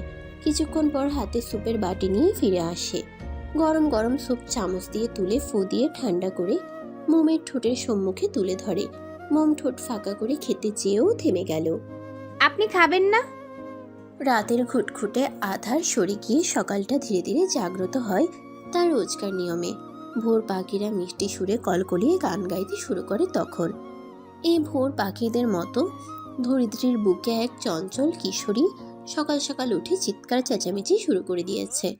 আগুন তড়িঘড়ি করে দৌড়ে আসে। সে ব্রেকফাস্ট আনতে নিচে গিয়েছিল। মোমের চিৎকারে ব্রেকফাস্ট না নিয়েই মাঝপথে থেকে ছুটে আসে। উত্তেজিত কণ্ঠে শুধায়, কি হয়েছে? চিৎকার করছো কেন? শরীরের কোনো অংশ ব্যথা করছে কি? মোম কটমট করে জিজ্ঞেস করলো। আমার গায়ে পোশাক পাল্টেছে কে? গায়ে তো অন্য জামা ছিল। আগুন গম্ভীর কণ্ঠে বলে, আমি তোমার ড্রেস চেঞ্জ করছি। মোম চোখ বড় বড় করে শুধালো, আপনি করেছেন? কেন করেছেন? কেন করবো না? কালকের জামায় রক্ত লেগেছিল, সেটা পরে থাকতে নাকি? মোম কাঁদো কাঁদো গলায় বলল। তাই বলে আপনি আমার জামা পাল্টে দিবেন? আগুন চোখ ছোট ছোট করে তাকায়। রাশ ভারী গলায় বলল, আমি ছাড়া এখানে আর কে আছে যে তোমার ড্রেস চেঞ্জ করবে? মোমের মুখটা চুপসে যায়। বার কয়েক পলক ঝাপটায়। কখন করেছেন? রাতে যখন তুমি ঘুমিয়েছিলে।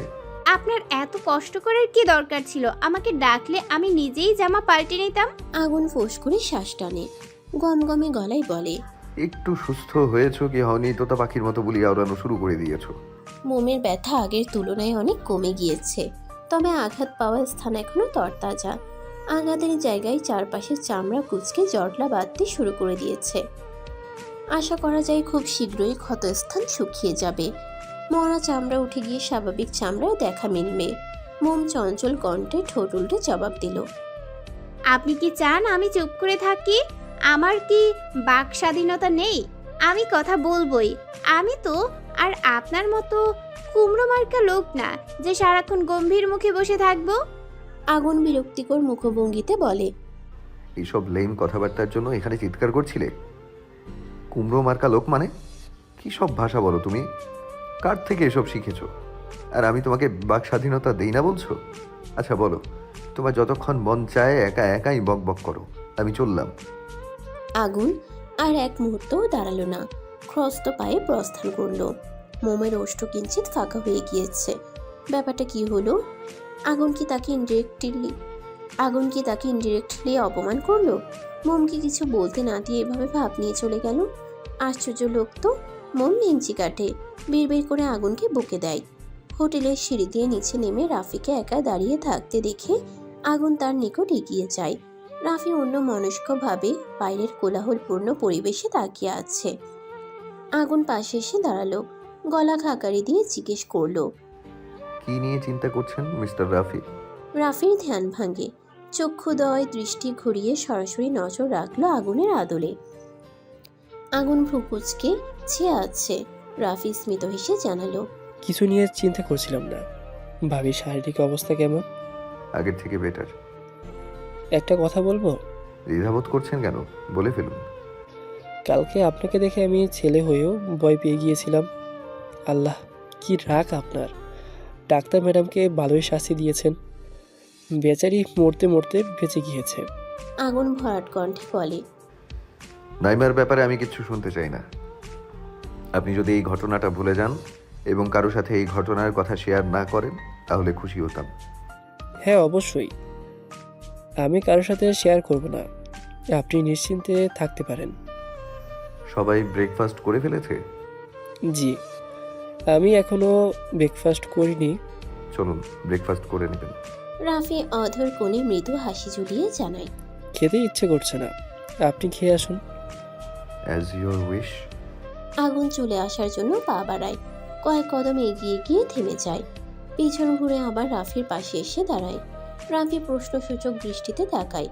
আগুন সহসা রাফিকে জড়িয়ে ধরল, পিঠ চাপড়ে সন্তুষ্টি হেসে বলল, thanks mister Rafi, I am really grateful to you. Rafi অবাক হয়ে জানতে চাইল। কৃতজ্ঞতা জানানোর কারণ? আগুন ছড়ে আসে, গভীর দৃষ্টিতে রাফির দিকে চাই, তপ্ত শ্বাস ছাড়ে। আপনি সময় মতো না আসলে কালকে আমার ওয়াইফের ভালো মন্দ কিছু হয়ে যেতে পারত।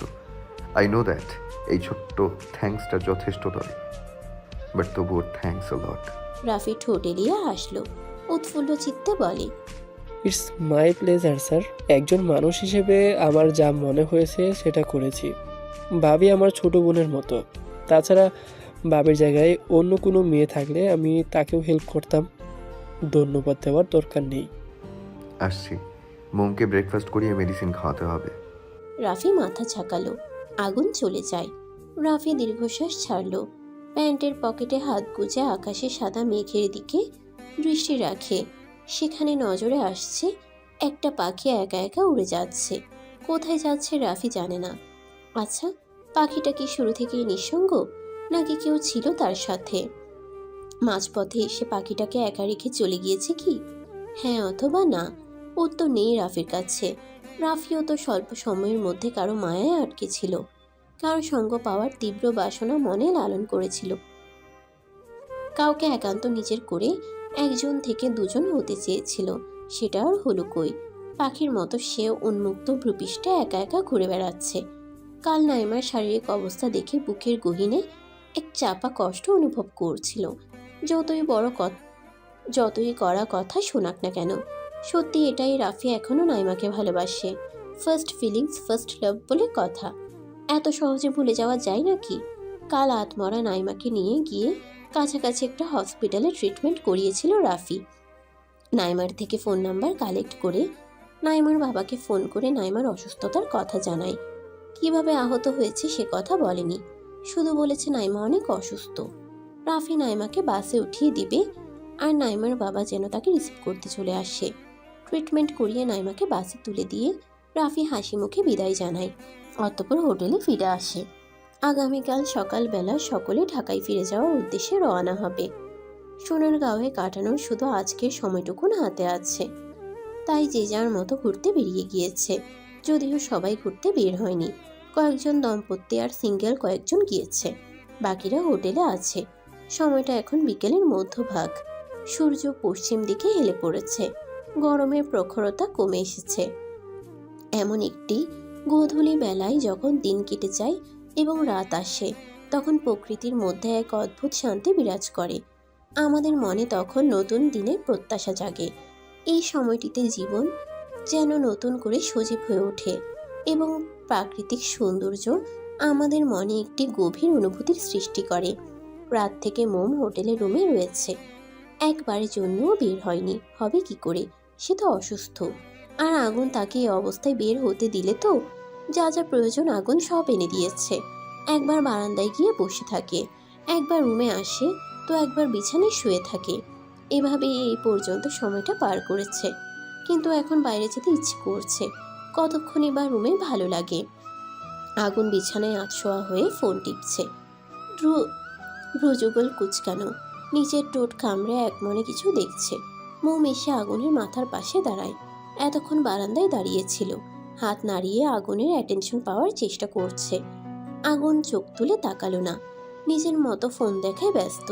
মোম কণ্ঠ খাদে এনে গলা দিয়ে উহুম উহুম করে শব্দ তুলল। লাভ হলো না। আগুন একবারও ফিরে তাকায়নি। এবার মোমের রাগ হলো। এমন তো নয় যে আগুন কানে কম শোনে বা তার চোখে সমস্যা, তাহলে মোমের দিকে নজর দিচ্ছে না কেন? এত ভাব দেখায় কেন লোকটা? মন ফুঁসে উঠে টান দিয়ে আগুনের ফোনটা নিয়ে নিল। আগুন সোজা হয়ে বসল, বিরক্ত মুখভঙ্গিতে তাকায়। গম্ভীর কণ্ঠে বলে, ফোন নিয়েছো কেন? এদিকে দাও। না দিব না। কেন দিবে না? মোম দাঁত চেপে কটমটিয়ে তাকায়, গোমরা মুখে বলল, আমি কখন থেকে আপনাকে ডাকছিলাম, শুনতে পাননি? মিথ্যে কথা, তুমি আমাকে ডাকোনি। ডাকিনি মানে কি? হ্যাঁ, মুখের সামনে হাত নাড়ালাম, গলা খাকারি দিলাম, তবুও বলছেন ডাকিনি? আগুন ভাবলেশহীনভাবে জানায়, না, ডাকোনি। এরকম করলে কিভাবে বুঝবো? তুমি আমার মনোযোগ আকর্ষণের চেষ্টা করছো? আমি তো জানি এরকম অদ্ভুত আচরণ যারা মৃগী রোগী তারা করে। মোমের রাগ এবার আকাশচুম্বী। মোমকে মৃগী রোগীর সঙ্গে তুলনা করলো এই লোক। রাগে কিচকিচ করতে করতে আগুনের ফোনটা বিছানার উপর আছাড় মারল। নিজে বিছানায় উঠে একপাশে গুটিসুটি মেরে শুয়ে পড়ল। আগুন ফোনটা হাতে তুলে নেয়। বউটা কত লক্ষ্মী, আগুনের কতগুলো টাকা বেঁচে গেল। অন্য বউদের মতো ফোন ফ্লোরে আছাড় মারলে আজকে এই ফোনের শ্রাদ্ধের ব্যবস্থা করতে হতো। আগুন আর চোখে ওদিকে ফিরে শুয়ে থাকা অভিমানী বউয়ের দিকে তাকায়। ফোন সাইডে রেখে মিটিমিটি হেসে মোমের নিকট এগিয়ে যায়। কোমর টেনে একদম নিজের সাথে লাগিয়ে নিল। মোম ছাড়া পাওয়ার জন্য মুচড়া মুচড়ি করছে। আগুন শক্ত করে জড়িয়ে রাখলো। মোমের কানের পিঠে চুমু দিয়ে ফিসফিস করে বলল, এত রাগ ভালো না পিচ্ছি, এবার বলো কি বলতে চাচ্ছিলে? মোম উত্তর দিল না, গাল ফুলিয়ে রুমের দেয়ালের দিকে চেয়ে আছে। কি হলো, কথা বলছো না কেন? মোম এবারও নিশ্চুপ রইল। মোমকে ঘুরিয়ে সম্পূর্ণ নিজের দিকে ফিরিয়ে নিল আগুন। কপালে আলতোভাবে চুমু খেলো। আদুরে গলায় জিজ্ঞেস করলো, বলতে বলেছি না? এরপর আমি রেগে গেলে সেটা তোমার জন্য খুব একটা ভালো হবে না।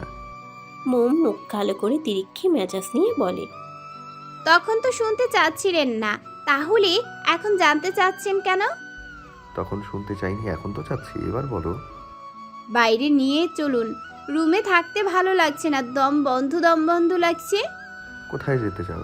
আপনি যেখানে নিয়ে যাবেন কিছুক্ষণ প্রকৃতির হৃদয় জুড়ানো হাওয়া গায়ে মাখতে চাই। গলা ব্যথা এখনো আছে? অল্প।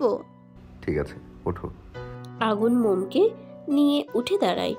ওড়না টেনে সুন্দর করে মোমের মাথায় ঘোমটা দিয়ে দেয়। 2 ঘোমটা দেয়, যাতে গলা ভালোভাবে ঢেকে নেওয়া যায়। মোমের চোখে চোখ রেখে শান্ত কণ্ঠে আগুন বলে উঠল, মোম, তোমার সাথে ঘটা কালকের ঘটনা বাড়িতে কাউকে জানিও না প্লিজ। বাবা শুনলে ঝামেলা করবে। এমনিতে আমার সাথে তার খামোখা মনোমালিন্য আছে। মাও আমাকে কথা শোনাবে। তোমার খেয়াল রাখতে পারিনি কেন সেটা নিয়ে। তারা জানতে পারলে তোমার বাবা মাকে ব্যাপারটা জানাবে, তখন তোমার বাবা মা কষ্ট পাবে। বলবো না। আগুন কিঞ্চিত মুচকে আসলো।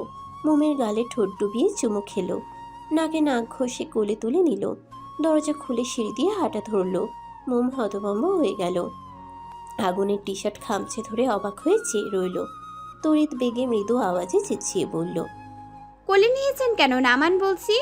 আগুন হাঁটতে হাঁটতে জবাব দিল, তুমি কি এখন পায়ে জুতা পরতে পারবে? তবে এক পায়ে। অন্য পায়ের পাতার উপরে চামড়ার ক্ষত তো এখনো শুকায়নি। জুতার বেল্ট গেলে সেটার ঘর্ষণে টান ধরা চামড়া উঠে গিয়ে নতুনভাবে ক্ষত সৃষ্টি হতে পারে। আর জুতো ছাড়া খালি পায়ে হাঁটলে পায়ের তালুতে পাথরের ছোট্ট খণ্ড অথবা রাস্তার কাঁচের টুকরো ঢুকে আবার ব্যথা পাবে। আমি তো রাস্তায় যাব না। নিচে তো যাবে। তো এখানে কিছু আছে নাকি? থাকতেই পারে, অবিশ্বাসের কিছু নেই। আমি তোমাকে নিয়ে আর কোনো রিস্ক নিতে পারবো না। মোম অসহায় মুখভঙ্গিতে বলল, নিচে আপনার স্যারেরা থাকতে পারে, তারা কি ভাববে বলুন তো? দয়া করে নামিয়ে দিন। নামিয়ে দিব, তবে নিচে গিয়ে। আমার কথাটা শুনুন। মাই কোমলমতি, ডোন্ট বি এক্সাইটেড। আমি এতটাও ম্যানারলেস মানুষ না যে প্রিন্সিপাল এবং সিনিয়র স্যারদের সামনে বউকে কোলে করে রাখবো। তাহলে নামিয়ে দিচ্ছেন না কেন? দিব তো। ওই দেখো, কয়েকজন স্যার টেবিলে বসে আড্ডা দিচ্ছে, ওনাদের থেকে কিছুটা দূরে নামিয়ে দিব। তখন হেঁটে যেও, তুমি পায়ে ব্যথা না পেলে আশেপাশে আরেকটু ভালোভাবে ঘুরিয়ে নিয়ে আসতাম। মোম তাকিয়ে দেখল ওদের থেকে অনেকটা দূরে মাঠের মতো একটা জায়গায় স্যাররা বসে আছেন।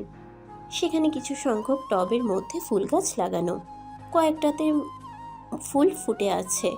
জায়গাটাতে অনেকটা স্নিগ্ধতা ছড়িয়ে রয়েছে। বিকেলের সময় বলে দেখতে চমৎকার লাগছে। মোমের মন পুলকিত হলো, খুশিতে দন্তপাটি বের করে হালকা হাসলো। কাঁধে রাখা হাত উঠিয়ে আগুনের গলা পিছিয়ে ধরল, পলক্ষীনভাবে চেয়ে রইল আগুনের গম্ভীর হয়ে থাকা মুখশ্রীতে। কপালটা অল্প কুঁচকে আছে, গভীর চোখ দুটো ভাসা ভাসা, কিঞ্চিত উঁচু গোলগাল নাকটা কত সুন্দর। নাকে বিন্দু বিন্দু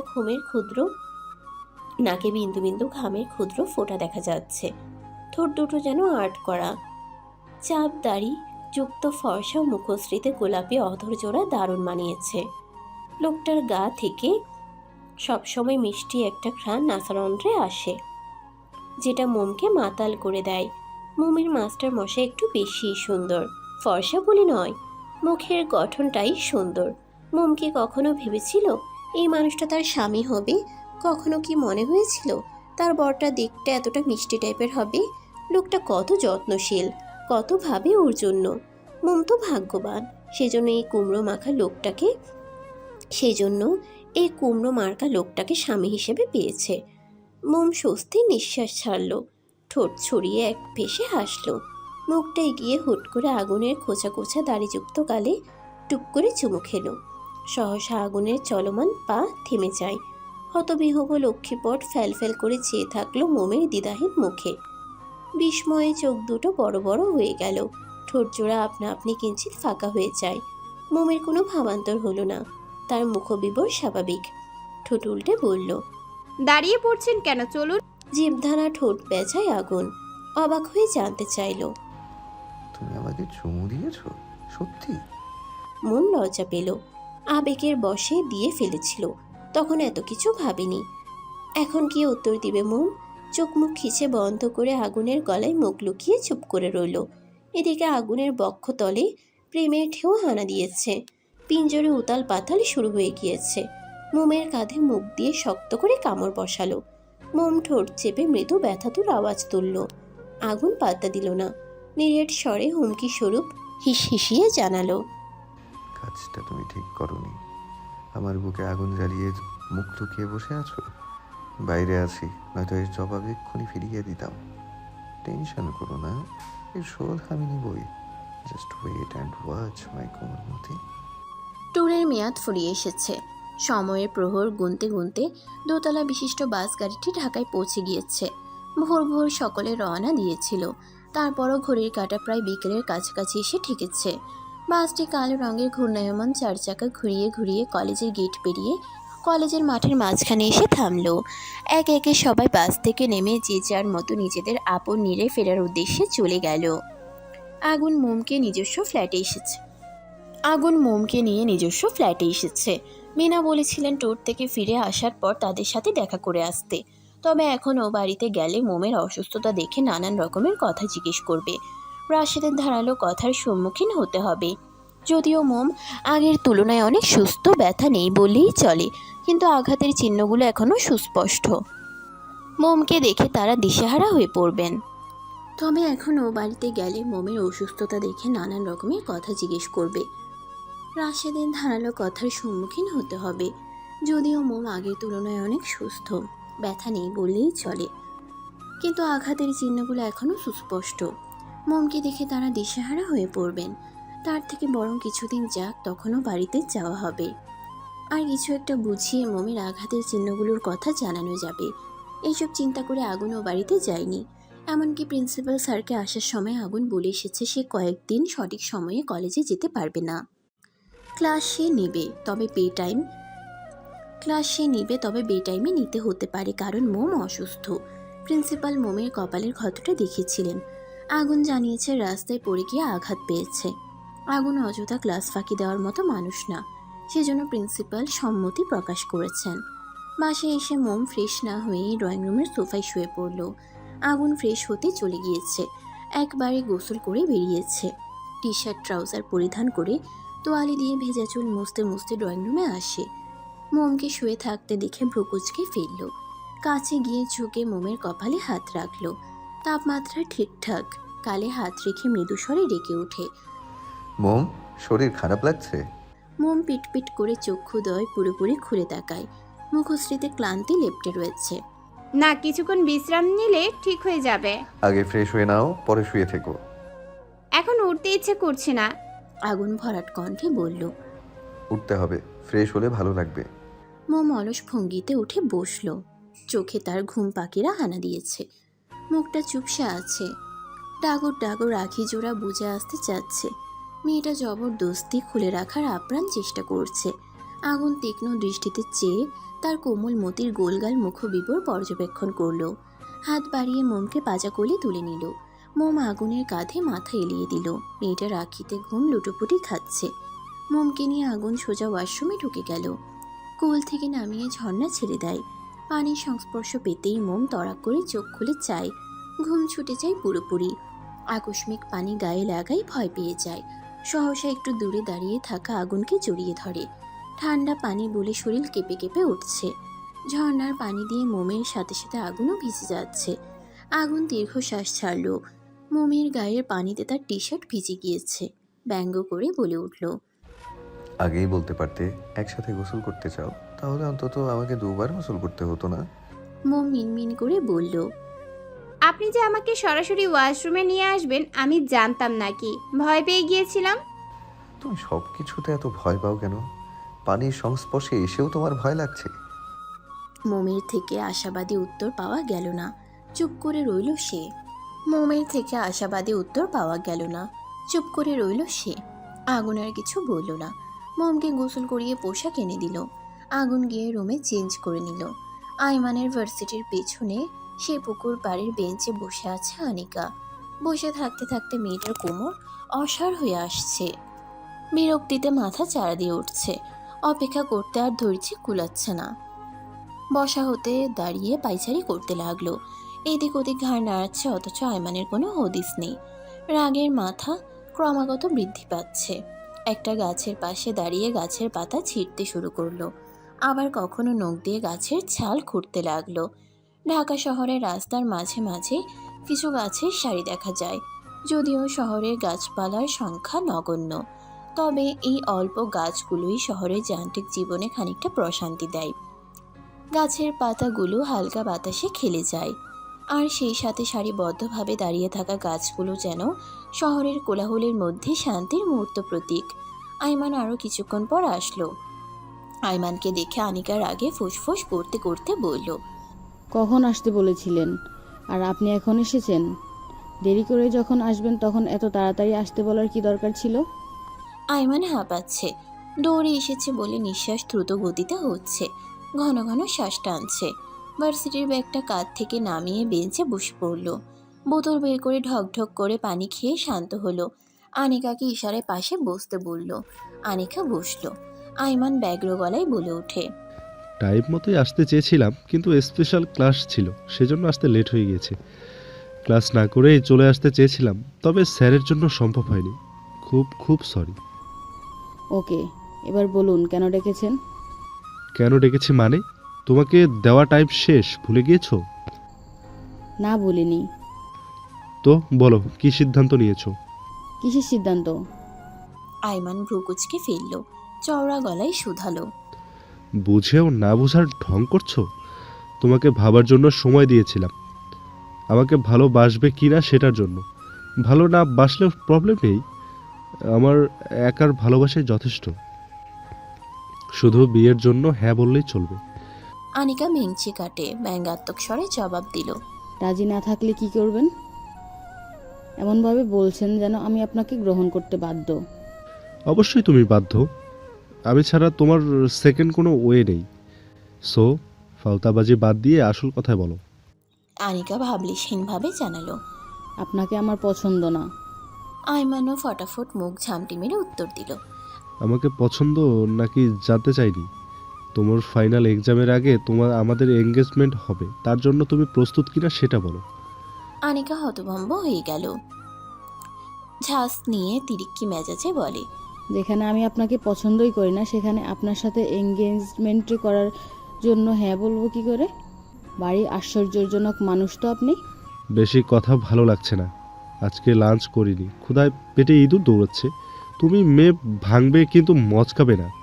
আমি জানি তুমি আমাকে পছন্দ করে ফেলেছো, আর এখন অ্যাটিটিউড দেখিয়ে মুখে তেজ ফুটিয়ে অস্বীকার করছো। আনিকা গা ছাড়া ভাবে অন্যদিকে চেয়ে বলে, আমার বয়ে গেছে আপনাকে পছন্দ করতে।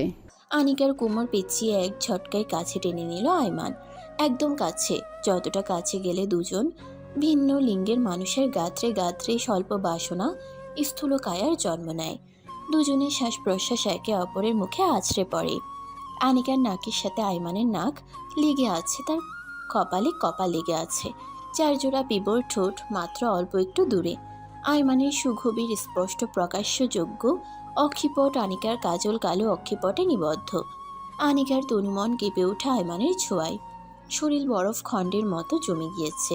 নয়তো আনিকা শরীর নাড়াতে পারছে না কেন? বুকের মধ্যে ধকধকানো তবলা বাজছে, হাত পা থরথর করে কাঁপছে, মাথা ঝিমঝিম করছে। আনিকার কাঁপাকাঁপিকে প্রাধান্য দিল না আইমান। এভাবে থেকেই হিসিয়ে বলল, পছন্দ করো কিনা সেটা তো আমার একটা ছোট্ট কলেই তোমার এখানে ছুটে আসাতে প্রমাণিত হয়েছে। তুমি চাইলে আমার কল ইগনোর করতে পারতে। ভার্সিটির পুকুর পাড়ে একা বসে বসে থাকার প্রয়োজন ছিল না। তুমি ভীষণ স্মার্ট মেয়ে। আমার কোনো খারাপ উদ্দেশ্য থাকতে পারে, যতই হোক পুরুষ মানুষ। তোমার মনে আমাকে নিয়ে এসব চিন্তা বিরাজমান হতে পারতো, তবে হয়নি। কারণ তোমার মন জানে আমি ওরকম টাইপের ছেলে নই। তুমি বাইরে প্রকাশ করো তুমি আমার কথা কাজে বিরক্ত, কিন্তু সত্যবাণী হলো তুমি সবসময় আমার সকল মনোযোগ সহিত শ্রবণ করো, আমার দৃষ্টির অগোচরে মিটিমিটি হাসো। তবে তুমি হয়তো জানো না, তোমার এই শ্যামলাটে মুখের হাসি আইমানের নজর এড়ায়নি। আমি সত্যি বুঝতে পারি না কিভাবে তোমায় মায়ায় আটকে গিয়েছি। মায়া শব্দটা বড্ড খারাপ। একবার কারো মায়ায় আটকালে তাকে ছাড়া কিছুই ভাবতে ইচ্ছে করে না। আনিকা এতক্ষণ চোখ বন্ধ করেছিল। আইমানের কথার সমাপ্তি হতেই আস্তে আস্তে চোখ মেলে চায়। আইমান এখনও ওর দিকে একরাশ মুগ্ধতা সমেত চেয়ে আছে। আইমানের গভীর চাউনিতে দৃষ্টি রেখেই আলগোছে কোমর থেকে হাতটা ছাড়িয়ে নিল। উঠে দাঁড়িয়ে আইমানের থেকে দূরত্ব বজায় রাখলো। মুখে কোনো কথা ফুটল না। বার কয়েক জোরে জোরে শ্বাস টানল। আইমানও দাঁড়িয়ে পড়ল। স্ল্যাশ সরে পুনরায় জিজ্ঞেস করলো, উত্তর দিচ্ছ না কেন আনিকা? কিছু তো বলো। নিজেকে সামলে আনিকা তীক্ষ্ণ দৃষ্টি নিক্ষেপ করে শান্ত কণ্ঠে বলল, আপনি ভীষণ চালাক। কার সাথে চালাকি করেছি? আপনি সবার আগে আমার বাবাকে হাত করলেন, তাকে ইমোশনাল কত শত কথাবার্তা বলে বশ করলেন, এরপর আমাকে পটানোর মিশন শুরু করেছেন। চমৎকার। আমি জানতাম তুমি তোমার বাবার কথা অনেক মানো, তার কথা তুমি ফেলতে পারো না। তাই ভাবলাম হবু শ্বশুরকে আগে পটানো যাক। তবে তোমার বাবাকে আমার মনের যেসব কথা বলেছি সেগুলো সত্যি ছিল। ওই দিন আপনার সাথে বাবার কথোপকথন সব শুনেছিলাম। আপনি আমার ওপর রাগ দেখিয়ে না খেয়ে চলে গিয়েছিলেন। আইমানের মুখভঙ্গি স্বাভাবিক। আনিকা ভেবেছিল আইমান অবাক হবে। এরকম কিছুই হলো না। ভারী নিঃশ্বাস ছেড়ে আইমান বলে, তুমি দরজার বাইরে চোরের মতো দাঁড়িয়ে আমাদের কথা শুনছিলে সেটা আমি জানি। আনিকা চক্ষুদ্বয় বড় বড় করে তাকায়। অবাক হয়ে প্রশ্ন করল, কিভাবে? আইমান ঠোঁট বাঁকিয়ে হাসল। কণ্ঠ খাদে এনে উৎফুল্লতা নিয়ে জানায়, দরজার বাইরে তোমার ওড়নার একাংশ দেখা যাচ্ছিল। আনিকা আর কিছু বলল না। দুজনের মধ্যে পিনপিন নীরবতা বিরাজ করছে। পুকুরের টলমলে পানিতে নজর বুলিয়ে আনিকা বলে, সন্ধ্যা হয়ে আসছে, বাড়িতে ফিরতে হবে, বাবা চিন্তা করবেন। আনিকা, হেয়ালি ভালো লাগছে না। তোমার বাবা আমাকে পেটে নিয়েছে। এখন তুমি বললে আমার ফ্যামিলি নিয়ে তোমাদের বাড়িতে যাব। পরে বলবো। পরে না, এখন বলো। ভাবার জন্য তো এতদিন সময় দিয়েছিলাম। আমার পরীক্ষা শেষ হোক। তাছাড়া আপনার অনার্স এখনও কমপ্লিট হয়নি। এক্ষুনি বিয়ে করে বাসর করে ফেলতে চাচ্ছি নাকি, জাস্ট এঙ্গেজমেন্ট করিয়ে রাখবো। একটু থেমে উচ্ছ্বসিত কণ্ঠে আইমান হাসি মুখে বলল, ওই, তার মানে তুমি রাজি? আমাদের পরীক্ষার জন্য দ্বিধায় ভুগছো? আনিকা থমথমে খায়, শুষ্ক ঢোক গিলল। ভেতরের উত্তেজনা আইমানের সামনে প্রকাশ করল না, গম্ভীর কণ্ঠে বলল, মোটেই না। আপনাকে তো আমার সহ্যই হয় না। আমার বাবা যেহেতু আপনাকে পছন্দ করে আর আপনি ছেঁচড়ার মতো আমার পিছু পিছু ঘুরেন, তাই দয়া দেখিয়ে ভাবছি আপনার কথায় রাজি হয়ে যাব। আইমান চোয়াল শক্ত হয়ে ওঠে, চেঁচিয়ে বলে উঠল, ও হ্যালো, এখনকার মেয়েরা বাবার কথায় নাচে না, নিজেদের পছন্দের ছেলেকেই বিয়ে করে। এসব ফাউ এক্সকিউজ অন্যদের বলো, আমাকে না।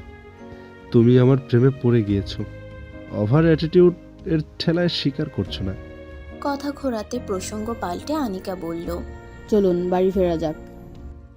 আইমান দু কদম এগিয়ে আনিকার কাছে আসে, মুখোমুখি দাঁড়িয়ে নিরেট স্বরে বলে, বাড়িতে তো যাবই, তবে মনে রেখো এ সপ্তাহের মধ্যে ফ্যামিলি নিয়ে তোমাদের বাড়িতে আসছি। এত তাড়াতাড়ি? আইমান সিরিয়াস কণ্ঠে বলল, আমার অপেক্ষা সহ্য হয় না, ধৈর্য শক্তি কম। কতদিন আর সিঙ্গেল থাকবো? আজ 22টা বছর ধরে বউ বাচ্চার মুখ দেখি না, কষ্ট হবে না বলো? আপনার কি মাথাটা খারাপ হয়ে গেছে? আমার মাথাটা ঠিকই আছে, মেবি তোমার মাথা ঠিক নেই। এখনো সিঙ্গেল জীবন পার করছো, লজ্জা করছে না তোমার? আনিকার চক্ষু কপালে উঠে গেল, বিস্ময়ে কিং কর্তব্য বিমর্ষে। বলে কি এই ছেলে, শেষে কিনা এক মেন্টাল ছেলে তার কপালে জুটেছে। ঝাঁঝালো গলায় বলল, কী সব আজে বাজে বকছেন আপনি? সিঙ্গেল থাকতে লজ্জা কেন করবে? সবে ইন্টার সেকেন্ড ইয়ারের স্টুডেন্ট আমি। এত ছোট থাকতে বিয়ে করার কি আছে? আইমান ঠেস মেরে ঠোঁট উল্টে বলে, বলে আমার কচি খুকি সোনা রে, তুমি নিজেকে ছোট ভাবছো?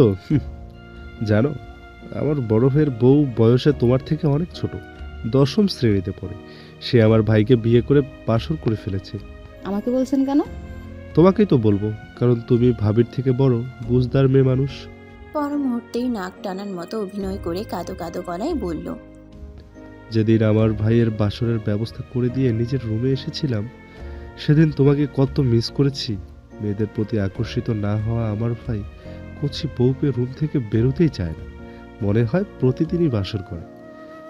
পরপর 2 দিন ভাইকে সকালে গোসল করতে দেখেছি, যদিও কলেজে গেলে সকালে গোসল করে, বাট ভাবিকে ভেজা চুল মুছে বারান্দায় দাঁড়িয়ে মধ্যে তোয়ালে মেলতে দেখেছি। তার মানে ব্যাপারটা কি দাঁড়ালো? নিশ্চয়ই প্রতি রাতে ফুটবল খেলে। ইয়া আল্লাহ, মাবুদছি। চুপ করুন বজ্জাত ছেলে। নিজের বড় ভাই ভাবির দিকে এভাবে নজর বোলাতে লজ্জা করে না? ও হ্যাঁ, আমি তো ভুলে গিয়েছিলাম, আপনি একটা নির্লজ্জ। লজ্জা আপনাকে দেখে লজ্জা পাবে। আইমান চনমনে চিত্তে দাম্ভিকের সহিত বলল, আমি তাদের দিকে নজর রাখতে যাব কোন দুঃখে? বেডরুমের দরজা খোলা ছিল, ভাইকে ডাকতে গিয়ে দেখেছিলাম। তবে তুমি এত চাপ নিও না, মেয়েদের প্রতি আমার কোনো ইন্টারেস্ট নেই। আমাদের এঙ্গেজমেন্ট হলে তোমার হাতটা পর্যন্ত স্পর্শ করব না, দূরত্ব মেনটেন করে চলবো। শুধু মাঝে মাঝে 2-1টা চুমুটুমুক খাবো, এই আর কি। এছাড়া বেশি কিছু করব না, যা করার বিয়ের পর করব। After all I am a innocent boy. বলেই ঝুঁকে আনিকার গালে টুপ করে একটা চুমু খেলো। সময় ব্যয় করলো না, তুরন্ত পেছন ফিরে হাঁটা ধরলো। যেতে যেতে হাঁক ছেড়ে আনিকাকে তার পিছু পিছু পা চালাতে বলল। এদিকে আনিকা হা হয়ে তাকিয়ে আছে।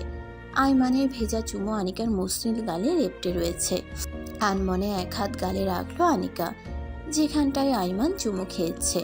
ফ্যাল ফ্যাল করে আইমানের যাওয়ার দিকে চেয়ে রইল। নিজে হাঁটতে বেমালুম ভুলে গেল।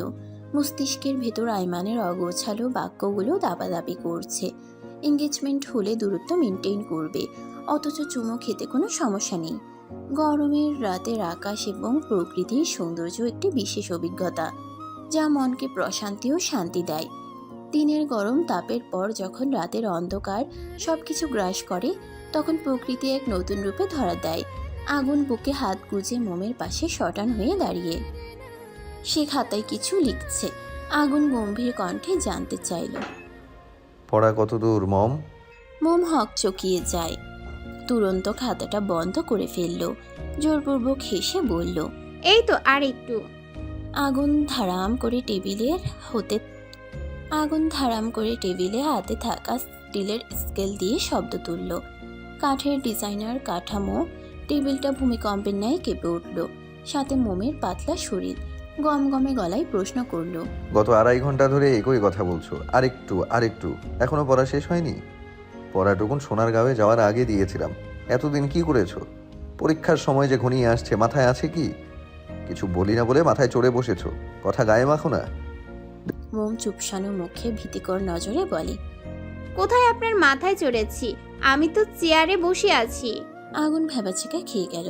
সে সিরিয়াস কথা বলছে আর এই মেয়ে ফোঁস করে তপ্ত শ্বাস টানল।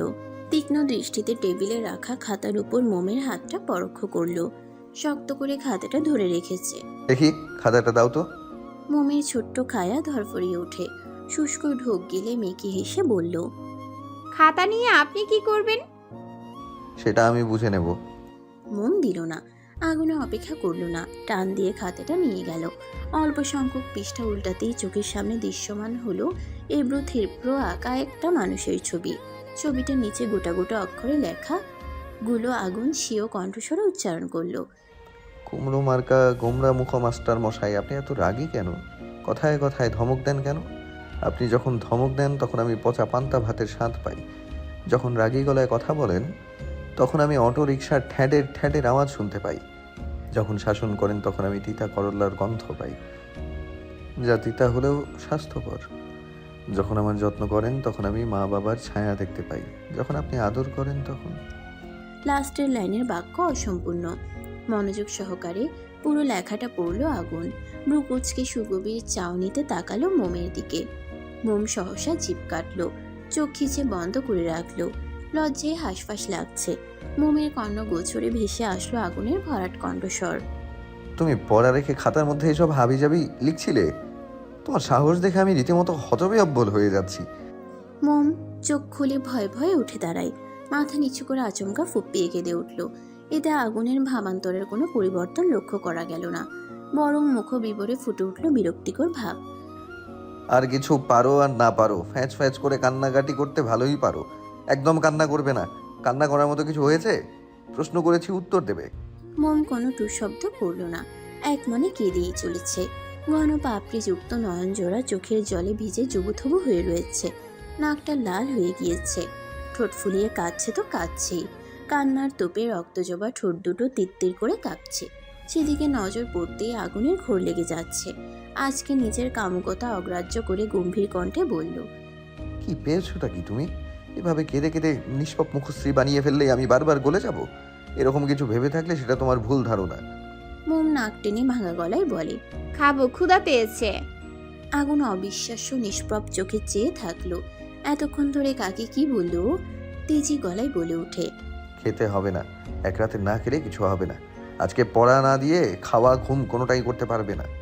মোম গাল ফুলিয়ে মাথা নিচু করে দাঁড়িয়ে রইল। ও পড়াটা সম্পূর্ণ পারে, তবে আগুন জিজ্ঞেস করলে সঠিক উত্তর দিতে পারে না। আগুন প্রশ্ন করে ঘুরিয়ে পেঁচিয়ে যার দরুন সব উত্তর কেমন গুলিয়ে যায়।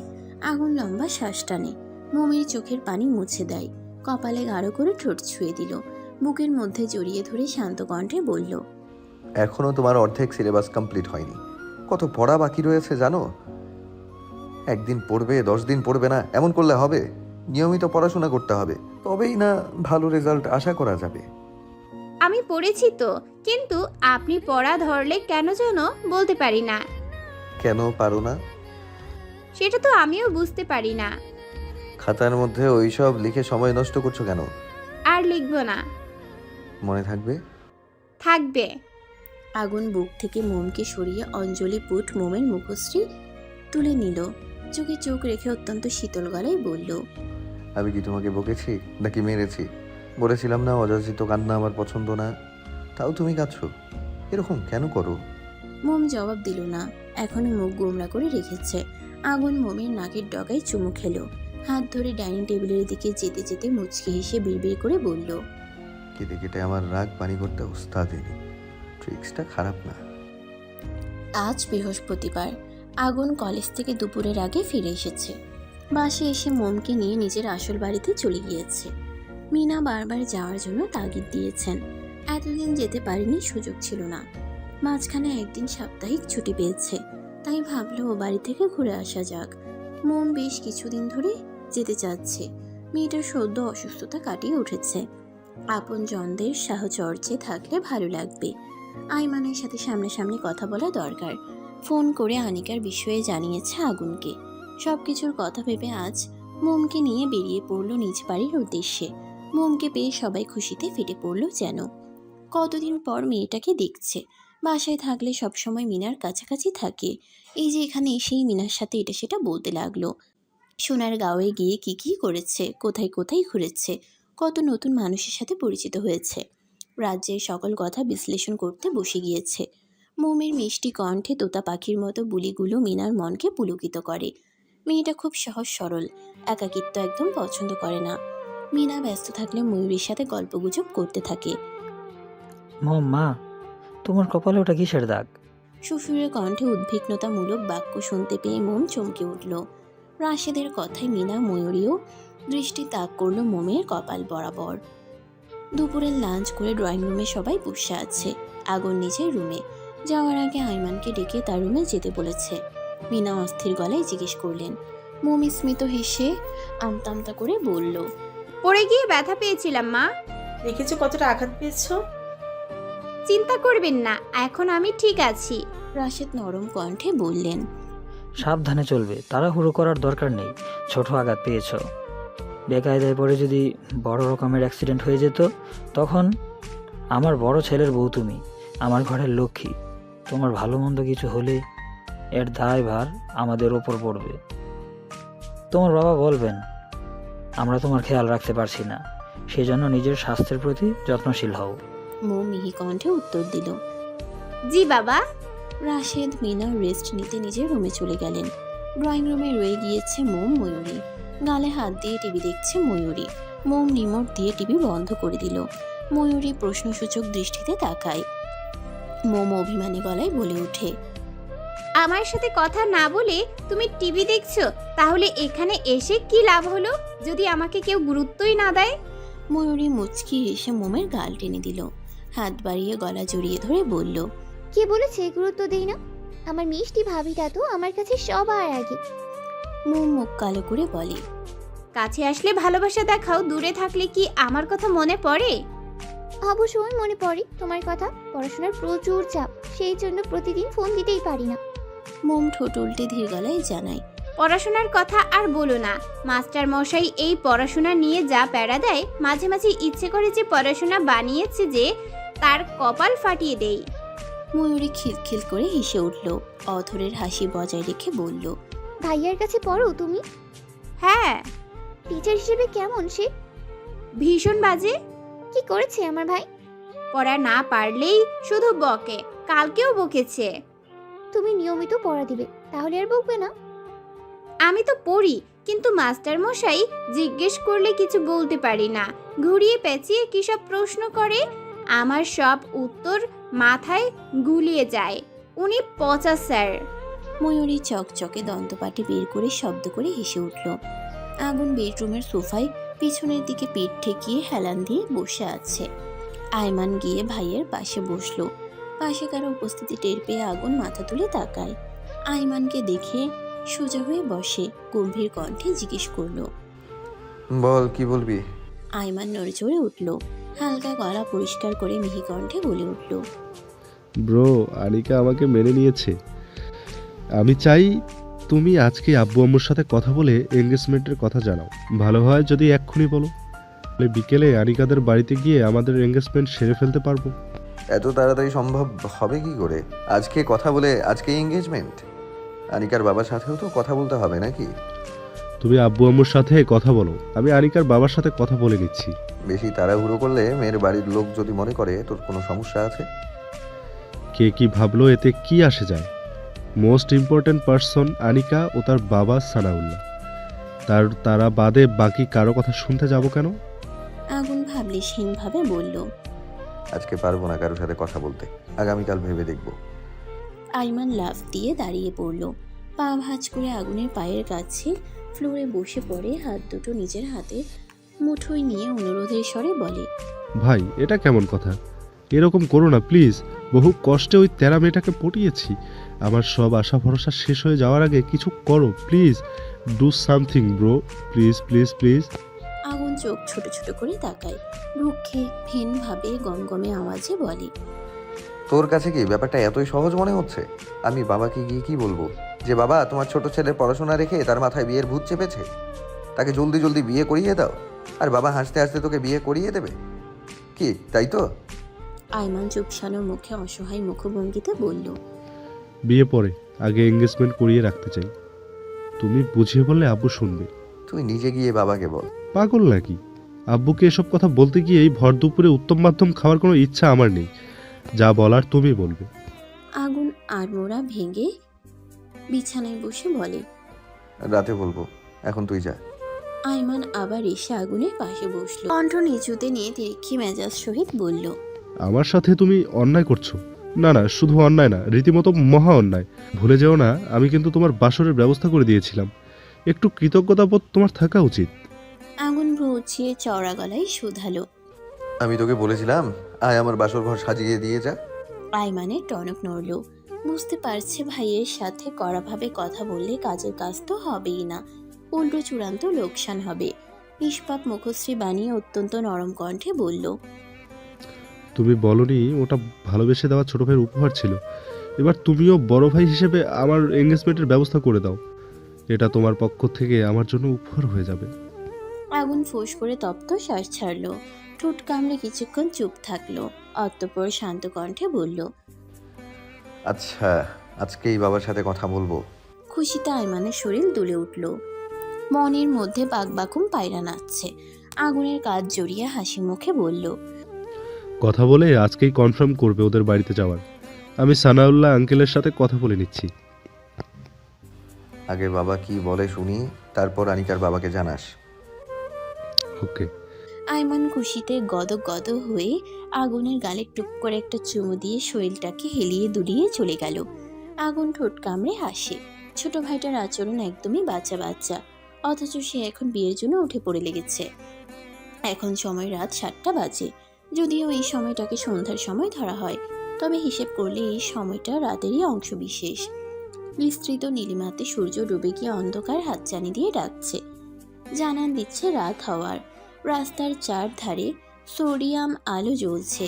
ট্যাক্সি বাস গাড়িগুলো পেছনের লাল রঙের বাতি জ্বালিয়ে ছুটছে নিজ গন্তব্যে।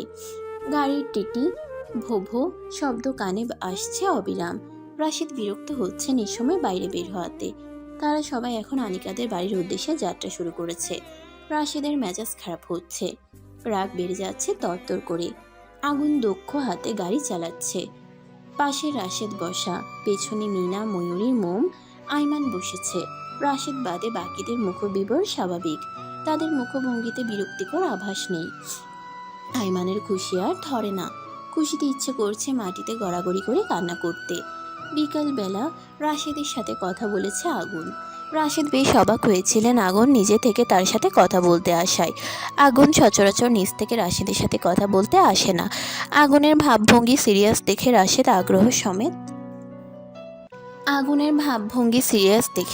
আগ্রহ সমেত তার কথা শুনতে চাচ্ছিলেন, কিন্তু আগুনের মুখে আইমানের এঙ্গেজমেন্টের কথা শুনে দপ করে মস্তিষ্কে আগুন জ্বলে ওঠে। চিৎকার করে আইমানকে ডেকে বকাবকি শুরু করেন। রাশেদের চিৎকারে বাকিরা ছুটে আসে রুমে।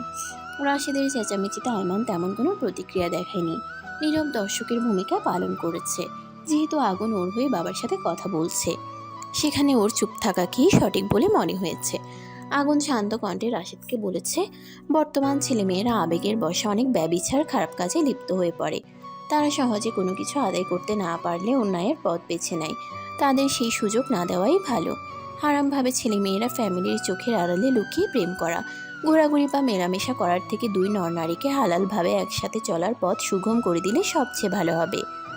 কিছুদিন পর কোনো দুর্ঘটনা ঘটলে আইমানের সাথে আমাদের ফ্যামিলিরও সম্মানও যাবে। বকাবকি বা মারামারি করে মান সম্মান ফেরানো যাবে না।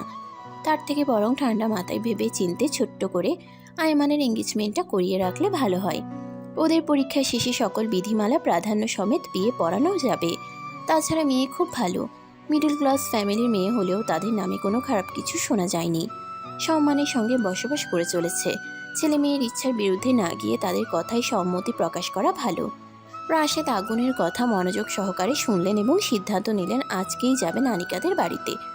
মূলত আইমানের জোড়াজুড়িতে আজকেই যেতে হচ্ছে। রাশেদ সময় চাচ্ছিলেন সেটা তার ছেলে হতে দিলে তো। রাশেদ রাজি হয়েছে। খবরটা শোনা মাত্র আইমান সানাউল্লাহকে ফোন করে জানিয়েছে তারা সবাই ওনাদের বাড়িতে আসছে। এভাবে হুট করে বলায় সানাউল্লাহ বিব্রতকর পরিস্থিতিতে পড়ে গেলেন। ওনাকে কিছু বলার সুযোগ না দিয়ে আইমান কল কেটে দিয়েছে। জোগাড় আত্মীয়রও তো একটা ব্যাপার আছে। এই অল্প সময়ে কিভাবে ম্যানেজ করবেন তিনি? কত বড়লোক বাড়ির মানুষ তারা। সানাউল্লাহর আয়োজন কি আজও পছন্দ হবে তাদের? আইমানের কোনো সমস্যা নেই, বাবার টাকা আছে, শুধু আংটি আর আনিকার জন্য খুচরো কিছু কসমেটিক্স কিনে নিয়েছে। আগুন এক ফাঁকে গালে দাঁড় করিয়ে মিষ্টি, ফ্রুটস, বিস্কুট, চানাচুর, চিপস কিনে মোটামুটি একটা বড়সড় ব্যাগ বানিয়ে ফেলেছে। আনিকাদের বাড়িতে পৌঁছে গিয়েছে সবাই। সোফায় বসে আছে রাশেদ। মোটা ফ্রেমের চশমার আড়াল থেকে পুরো চক্ষুজোড়া ঘুরিয়ে ঘুরিয়ে বাড়িটা অবলোকন করছেন। একতলা বিশিষ্ট বাড়ি, দেয়াল টানা, তবে উপরের ছাদ টিনের তৈরি। 3টা রুম, আসবাবপত্র, ফার্নিচার দিয়ে সুন্দর পরিপাটি করে সাজানো গোছানো। বেশ পরিষ্কার পরিচ্ছন্ন লাগছে দেখতে। ওদের সামনে ছোট টি টেবিলে হরেক রকমের খাবার সাজানো, কয়েক ধরনের ফল, মিষ্টি, শুকনো খাবার। সবার সাথে সানাউল্লাহ বসে আছেন। ওনার ভীষণ হাঁসফাঁস লাগছে, কিছু বলতেও দ্বিধাবোধ করছেন। সময় নিয়ে ভদ্রতা স্বরূপ নম্রতা সহকারে বলে উঠলেন, আপনারা কিছু খাচ্ছেন না যে? ক্ষমা সুন্দর চোখে দেখবেন, আপনাদের চাহিদা অনুযায়ী ব্যবস্থা করতে পারিনি। আসলে সময় অল্পতার জন্য যা পেরেছি ততটুকুই করেছি। মিনা মুচকি হেসে বললেন, এসব কি বলছেন ভাই? আপনাদের প্রতি আমরা অসন্তুষ্ট নই। আমাদেরই উচিত হয়নি হুট করে চলে আসার। ছেলের পাগলামোর জন্যই আসতে বাধ্য হয়েছি। সানাউল্লাহ স্বস্তি নিঃশ্বাস ছাড়লেন। সবাই হালকা খেলো। মোম 2 টুকরো কমলার পিস খেয়েছে আর আমের জুস। মোম আনিকাকে দেখার জন্য এদিক ওদিক নজর বুলাচ্ছে। মোম যেই পোশাকই পরুক না কেন তাতেই দারুণ লাগে। আগুন বউয়ের ব্লাসিত রক্তাভ গালে আর পিবর ঠোঁটের দিকে চেয়ে আছে। ইচ্ছে করছে টপাটপ গুটি কয়েক চুমু খেতে। মোম জুসের গ্লাস রেখে আগুনের দিকে আর চোখে তাকায়। আগুনকে নিঃশাক্ত চোখে তাকাতে দেখে দ্রুত নজর ফিরিয়ে নেয়।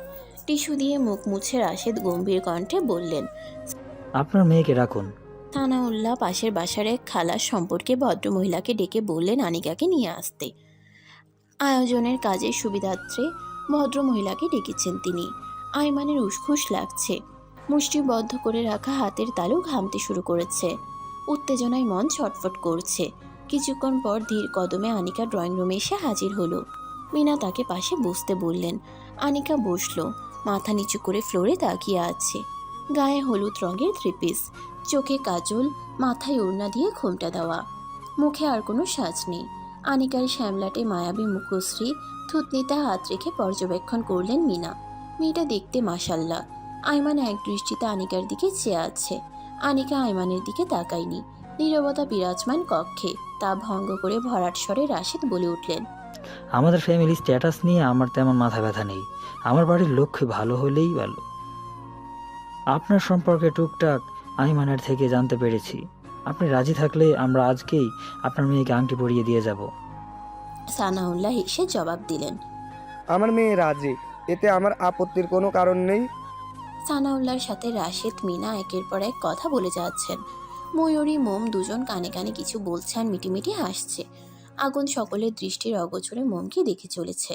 আনিকা একবার মাথা তুলে আর চোখে আইমানকে দেখেছে। নীললজ্জটাকে দেখতে অনেক হ্যান্ডসাম লাগছে। হঠাৎ আইমানের ফোনে টুং করে একটা শব্দ হলো। আইমান ভ্রুকুচকে ফোনের দিকে তাকায়। একটা মেসেজ এসেছে। সঙ্গে সঙ্গে উঠে দাঁড়িয়ে বোমা ফাটানোর মতো করে বলে উঠল, ওই আনিকার সাথে এঙ্গেজমেন্ট করতে পারবো না। অন্ধকার আচ্ছাদন রাতে সানাউল্লাহর বাড়ির ড্রয়িং রুমে বিরাজমান পিনপিনে নীরবতা।